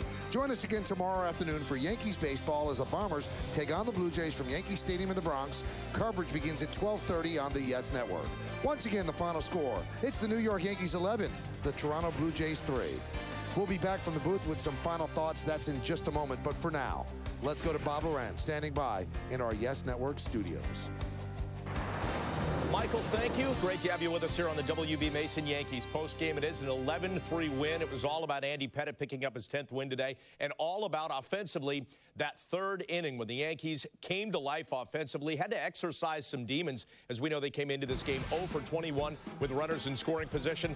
That stood at 0 for their last 25 until Mark Teixeira, bottom of the 3rd with a couple aboard. Base hit into the corner. Brett Gardner and Derek Jeter will come in to score. Swisher moves to 3rd. And Tex to 2nd. Then 2 batters later, it's now 3-2. Robbie Cano launches one down the line and right into the corner. And Teixeira comes in. Now it's 4-2. 2 batters later, Ricky Romero ahead in the count. 0-2. He hits Chad Huffman to load the bases. And that was costly because Brett Gardner stepped up, fouled off a couple pitches, and then first grand slam of his career, 4th homer of the year, knocks Romero out of the game after just 2 2/3. He was charged with 7 hits and 8 runs. And then after Brian Talent walked the bases loaded, A-Rod to left center, John McDonald, an infielder by trade out there, doesn't flip the sunglasses, battles the sun, can't battle it, doesn't win that battle. It clears the bases. 4 runs batted in the inning for A-Rod, in an inning that lasted 37 minutes. Had it gone just a little longer, we could have turned it into its own Yankees classic, but it was a classic. 7 hits, 5 walks in that inning, and a hit batter, and 15 batters. By the way, as far as grand slams go, and Brett Gardner, 8 grand slams for the team now. The Yankees have not done that since 2004 when they had 9. All right, time to announce our Chevy player of the game, and the honor goes to Brett Gardner. Not only the grand slam for him today, but 2 for 3, the 4 runs batted in, 2 runs scored. His season average now up to 316. So he was just one of the spark plugs and driving forces in that 11-run 3rd inning. All right, we got a lot more to talk about here on the W.B. Mason postgame. When we come back, we'll hear from the skipper. We'll talk to Michael and Kenny about what unfolded in the 3rd inning and beyond with Andy Pettitte picking up his 10th win. Don't go away.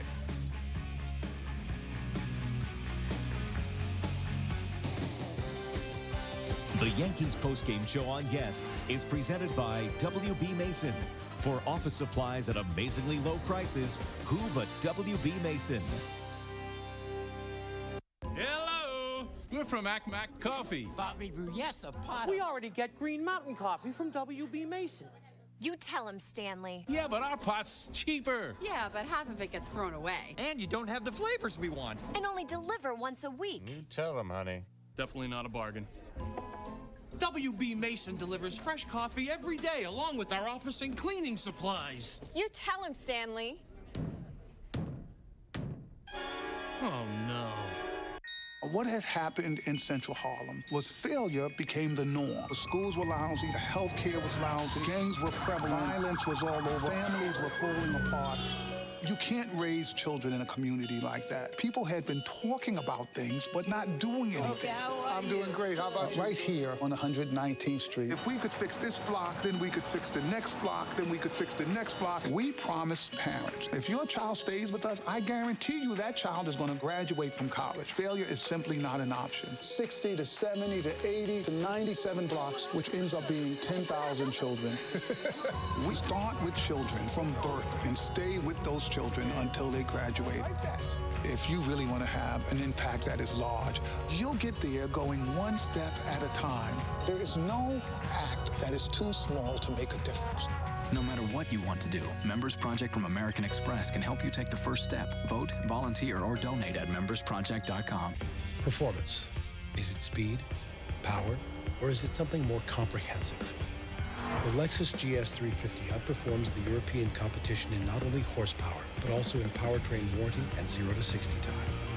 So if you're considering a performance car, you may instead want to consider an outperformance car. Now for a limited time, lease the 2010 GS350 all-wheel drive for $499 a month for 36 months with $41.98 due at signing. See your Lexus dealer. That one is driven deep to right. Backing up Bautista, looking up, see ya! A grand slam for Brett Gardner. And the Yankees have poured it on. First career grand slam for Gardner. Oh, we all love fireworks around the 4th of July, and that's exactly what the Yankees provided in that third inning today with 11 runs. Let's get back to the stadium now for the Bigelow T postgame booth report. Talk about that inning and more with Michael Kay and Ken Singleton. You know, guys, yesterday I mentioned that it was A.J. Burnett needing to exercise some demons, and he did that by pitching well. The Yankees offense today needed to do the same thing. 0 for 21 with runners in scoring position coming into the game, batting just 146 against lefties their last 2 times facing him. Well, they got to Ricky Romero, and I think it's safe to say, Michael, they exercised those demons in that third inning. Absolutely, and they needed to do that. And I don't think that they've really clicked offensively all year. It's kind of amazing. They built up the best record in baseball. But as I mentioned, I spoke to CC Sabathia earlier this week, and he said, we still have our best baseball to come. And I think a lot of that means when the offense starts to click. Well, it certainly did today, at least for the 1 inning. That's all they would need with the 11-run outburst on 7 hits and hitting with runners in scoring position during that inning. Certainly excelled from a team standpoint. And I think that when you look at the team, you know they're going to score runs. It's just that they weren't doing it of late. Eventually they would come through. They ran into a pretty tough pitcher in Ricky Romero, but they handled him for 1 inning and got the job done. All right, now let me throw this at you just to follow up on the offense. I know Romero's not, let's say, a Cliff Lee or has that pedigree, but when they faced him a month ago, he was tough on them. I mean, he shut their offense down, 5 hits, 2 runs in that game on June 5th. This was so different. Michael, from that perspective, knowing that you've had tough against lefties, this guy is one of the top young guys in the game. What does it mean, do you think, to this offense to beat a guy like that as resoundingly as they did today? Well, I think one thing that it shows, and we've seen this with the Yankees over the years, if they're familiar with a pitcher, they got a good chance. They go to school on somebody. Now, they faced Romero before they faced him in May, but they didn't have that much of a book on him. So now that you follow up so closely to the last time that you saw him, I think that helps them just a bit. And I think they took pitches. And also they had going for them the fact that Romero doesn't pitch that great on the road. Yeah, time and time again, when the Yankees have seen a pitcher for the first time, they seem to have a feeling out process. They can't get the job done right away, can't knock him out of the game. And some of these young rookies have actually gone on to beat the Yankees. I think 4 of the last 5 rookies in their major league debut against the first time they've seen the Yankees, they have actually won the game. So today, Romero, they've seen him before. They know what he has, and you're right about the fact he doesn't pitch that well on the road. All his best pitching has been done in Canada this year. Well, Andy Pettitte picks up his 10th win. He joined CC Sabathia and Phil Hughes in that department. And I think what was impressive to me was after giving up those 2 first-inning runs, Chad Huffman, that great diving play, and it was almost as if you could see Andy say, you know what, you had my back there. I'm going to shoulder a lot of the load the rest of the way, not let him hurt me. That's exactly what he did. Oh, I think the Chad Huffman play was really huge in this game. That ball gets past Huffman, and there was a good chance it would have. 2 more run score. I think the whole tenor of the game changes at that point. And one thing, Andy's had a great first half.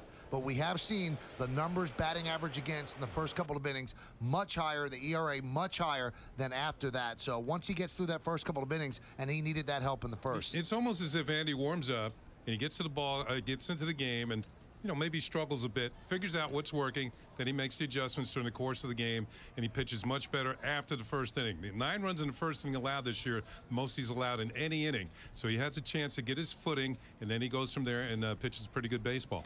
And though the bullpen struggled yesterday, I think Joe Girardi's got to be happy with what he saw today, certainly with his first look at Dustin Mosley. Michael, as you mentioned, just 15 pitches to get through 2 hitless innings. He was pretty impressive. Yeah, he was impressive. Obviously, the Yankees are looking at him because he did start down at Scranton Wilkes-Barre as more of a long guy, but their first look, he certainly was dominant. More significant, though, was the Chan-Ho Park appearance. 3 well-struck balls to center field, but still a 1-2-3 inning. Bob, they need to straighten him out. They need to straighten him out in a hurry, and they also need to make Job a little bit more consistent. Yeah, I was impressed by Mosley, particularly the sinking fastball. He had a pretty good breaking ball, too, so he looked good. I think Chan-Ho Park, I think the jury is still out. There wasn't much pressure when you're up there 11-3 lead on your side. So when he gets into closer ball games, I think you'll find out what Chan-Ho Park is really all about during the course of the year. Final question before we let you get away. It's Phil Hughes taking the mound for the Yankees tomorrow, coming off, I guess, what was probably his worst outing of the season. Looking for a bounce-back performance here. What did you see from him last time out, and is he just, maybe a few pitches away from getting right? Well, what I saw from him, Bob, was a little rustiness. Obviously, he had skipped over a start on Friday because they kind of have their philosophies or use rules, whatever you want to call them. And even Joe Girardi said that might have been a factor. I think we'll see closer to the Phil Hughes we saw before, now back in his routine, throw days, things like that. So starting on normal rest. Yeah, the key word is routine there. I think pitchers, hitters all fall in routines. Everyday players used to playing every single day. Sometimes when you sit one on the mat, it takes them a little while for them to get back in their groove, or if they miss a little time during an injury. And I think the same thing with pitchers. They're used to working on the side a certain day. Phil Hughes did not throw on the side in between those when he missed the start. So now back in the routine, and hopefully he can get back where he's won, 10 games going into 10-game winner. Going into the All-Star break with a chance for number 11 tomorrow. And you know that's true, Bob, because the very rare occasions when you miss a pre or a post game, you're not the same the first game back. You know that. Yeah, I can't even speak English at that point, usually. I speak a little on the side. I do a side session of a little bit of speaking and maybe some writing. The side days aren't. It's not enough, the side days. Yeah. Read the newspaper out loud, Bob. That always helps. Oh, that's a good idea. All right. Or just keep repeating unique New York. The arsonist had oddly shaped feet. That works sometimes, too. Guys, have a terrific night. We'll see you again tomorrow afternoon. Oh, we will now. All right. I'm going to work on my diction as I continue here. I'll take you to break. When we come back, we're going to hear from the skipper, Joe Girardi. What does he have to say about this latest win as the Yankees get back on track in a big way with an 11-3 win?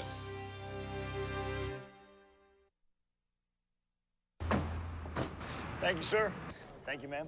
You're welcome. Gate 40, ma'am. Straight over that way. Thank you. You're welcome. Would you like the window? Oh, I'm fine. Thank you, sir. Thank you, sir. Thank you, sir. Have a great trip home. Oh, thank you very much, ma'am. Would you like some help? Let me get that. Have a nice night. Thank you, ma'am. Thank you, sir. No. Thank you.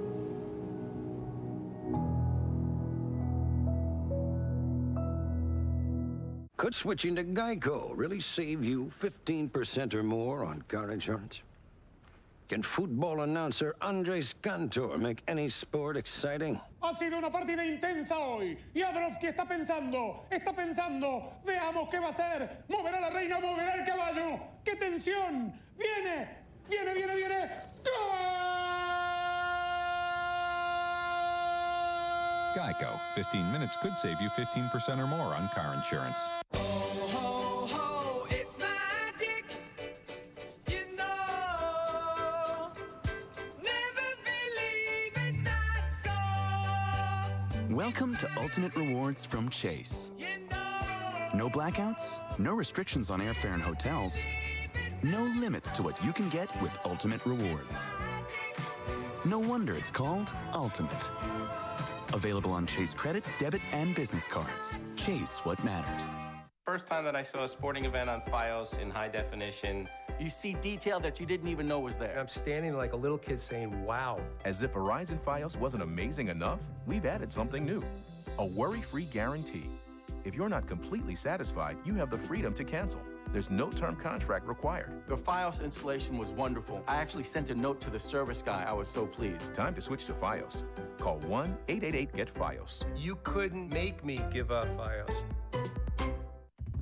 The Chevy Malibu was designed to catch the eye. But great design is also what you don't see, like dependability, the 100,000-mile 5-year powertrain warranty, and being named a Consumer's Digest Best Buy 2 years running. It's easy to see why over 1,000 people a day are switching to Chevy. Now, qualified lessees get a 39-month low-mileage lease on this Malibu LS for around $189 a month. Call for details.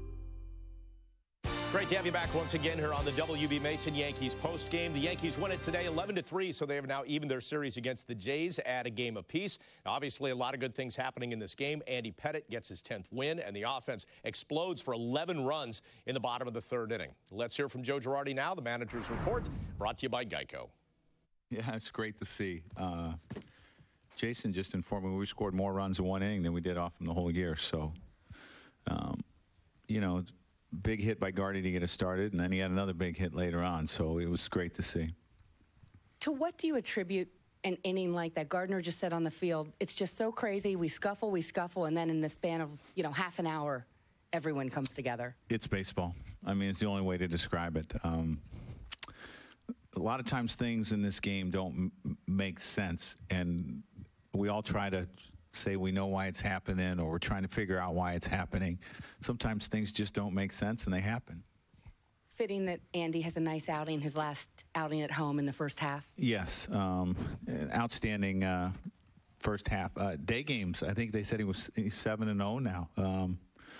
So, I mean, Andy has been huge for us this year, and we have 3 starters with, I believe, 10 wins, and that's really, really good.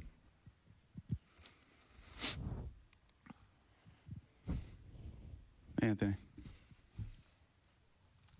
Joe, we've talked a lot in recent times about the bullpen and maybe some soft spots there. But, do you look at what Mosley did today as and I don't know, hope that he could be someone who could step into maybe a significant role? Yeah, what he did was great today.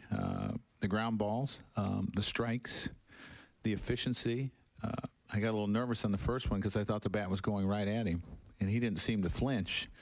But really, really outstanding, and hopefully he can play an important role for us. Hart.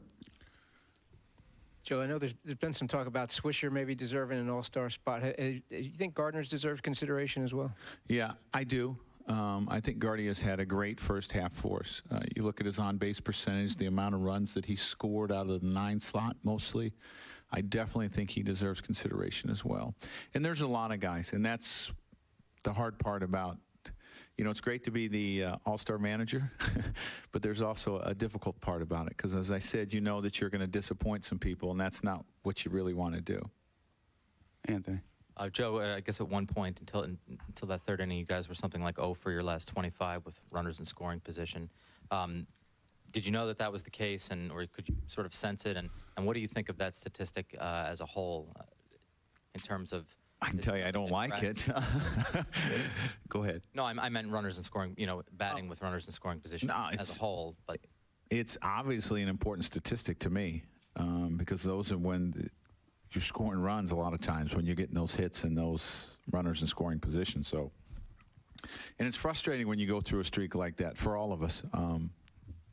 But it happens, and you have to deal with it, and you can't let it carry over to the next day. And today, Tex got the big hit to get us going, to get us those first 2 runs. And Ricky Romero has been very stingy all year.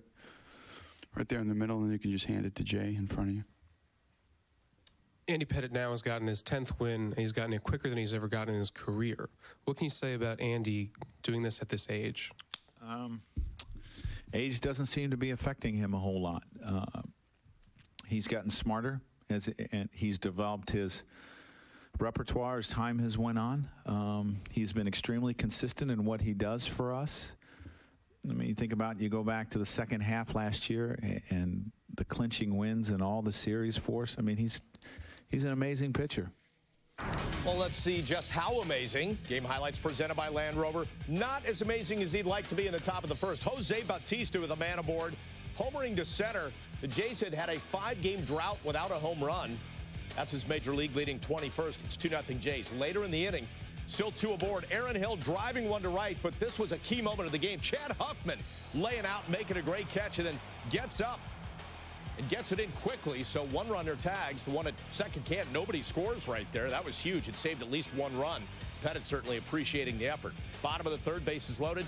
Again, Yankees 0 for 21 coming in today with runners in scoring position. Mark Teixeira down the lineup. Ricky Romero, Brett Gardner, and Derek Jeter come in to score, capitalizing with the bases loaded there. Swisher goes to third. Next man up is Alex Rodriguez, and A-Rod grounds one under the glove of Romero, and Alex Gonzalez will field it, but he gets A-Rod at first. That was it. Nick Swisher scored the go-ahead run, 3-2. Robbie Cano followed up with this.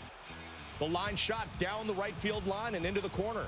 Tex comes in to score. Now it's 4-2 Yankees. And then 2 batters later, Romero ahead in the count, 0-2 to Chad Huffman, and he hits him. Trying to come up and in, just didn't have control and command of that pitch. So the next man up is Brett Gardner. Works it. 3-2 count. Couple foul balls, and then boom! Out of the place. Grand slam. 8th of the season as a team. First career for Gardner. It's 8-2, and that knocked Romero out of the game. Brian Talek comes in. He walks the bases loaded. And then A-Rod lifts one to left center. You think that's it. End of inning. Not the case. John McDonald fighting the sun, and he loses that battle. And as the ball drops, everybody was running, so Jeter, Swisher, and Tex all score. A-Rod gets a double, 4 runs batted in that inning for Alex. Top of the 5th, Pettit. He'd settled down by this point. Gets Nick Green to retire his 14th straight batter, and the Yankees win at 11-3. So Andy Pettit, you heard Joe Girardi allude to this, now 7-0 in day games with a sterling 1.67 ERA for the season, now 10-2 with a 2.82. All right, let's take a look at the Yankees' upcoming schedule now, brought to you by Jaguar. And you know there's one more to go for this 4th of July weekend, and it's on the 4th. Tomorrow, our pregame coverage at 12:30. Then Michael and Kenny have the call just after 1 o'clock, followed by a trip to the West Coast, 3 against the A's and 4 in Seattle. By the way, if you're heading out to the stadium tomorrow for the series finale against Toronto, be sure to check out a great exhibit right outside the Yankees Museum, which is located at the 200 level near the right field corner of the stadium. The Yankees will pay tribute to team owner George Steinbrenner as he celebrates his 80th birthday tomorrow with a special display of all 7 World Series trophies that the organization has won since Steinbrenner purchased the club in 1973. All right, we're going to take another break. When we come back, one of the stalwarts under Steinbrenner's reign, Andy Pettit, picking up yet another win. He joins the double-digit club. We'll hear from him next. Tomorrow on an all-new WB Mason presents The Joe Girardi Show. It's a star-spangled show for number 28 as he discusses the series against Ichiro and the Mariners, plus a run-in with the Blue Jays. The skipper also looks ahead to a West Coast swing against Oakland and a rematch with Seattle. It's an all-new Joe Girardi Show, tomorrow at 5. Only on Yes. We interrupt Stanley's story to bring you a commercial. As you know, WB Mason sells office supplies, cleaning supplies, snacks and beverages, office furniture, and of course, for all of us all-night caffeinated types, Green Mountain Coffee. Can we vote this guy off the show? And what about the low prices? Are you done? Did I mention free delivery? Now you did. Tune in next time when Marvin says... Do you have a thing for Stanley? Performance. Is it speed, power, or is it something more comprehensive? The Lexus GS350 outperforms the European competition in not only horsepower, but also in powertrain warranty and 0 to 60 time. So if you're considering a performance car, you may instead want to consider an outperformance car. Now for a limited time, lease the 2010 GS350 all-wheel drive for $499 a month for 36 months with $41.98 due at signing. See your Lexus dealer. Are you free for a free fall or to redefine weekend warrior? Here, you're free to run and soar and so much more. Plan your getaway at visitwilliamsburg.com. There are over 358 million trillion gallons of water on Earth. But not all water is created equal. Only 1/1000th of 1% is filtered naturally beneath the Earth, with a distinct balance of minerals, and emerges crisp and refreshing enough to be called Poland Spring. Poland Spring 100% natural spring water, born better. Are you free to be one with nature or one of thousands in the revolution? Here, you're free to discover and laugh and so much more. Plan your getaway at visitwilliamsburg.com. The Yankees postgame show on Yes is brought to you in part by your local Lexus dealer, who invites you to test drive a Lexus today, and by Turkey Hill, the official ice cream of the New York Yankees. And we are back once again here on the WB Mason postgame. It's an 11-3 Yankees win, and Andy Pettit gives him 6 solid innings this afternoon as he joins the 10-win party, joining his teammates CeCe Sabathia and Phil Hughes. Of course, Hughes will try to make it 11 wins tomorrow. But as for Pettit and the staff, these 3 guys, the Yankees only once have had 3 10-game winners through their first 80 games, and that was back in '98. David Cohn, David Wells, and, well, guess who? Andy Pettit. Now, Pettit, by the way, gutted through that first inning when he gave up a couple runs and settled down after that. He also got a little bit of a breather, I'd say, when his teammates had that 37-minute bottom of the third. Here's Andy. just trying to stay loose. You know, after about 15 or 20 minutes or so, I just was in the cage area, trying to run around, stretch, through 3 times, I think.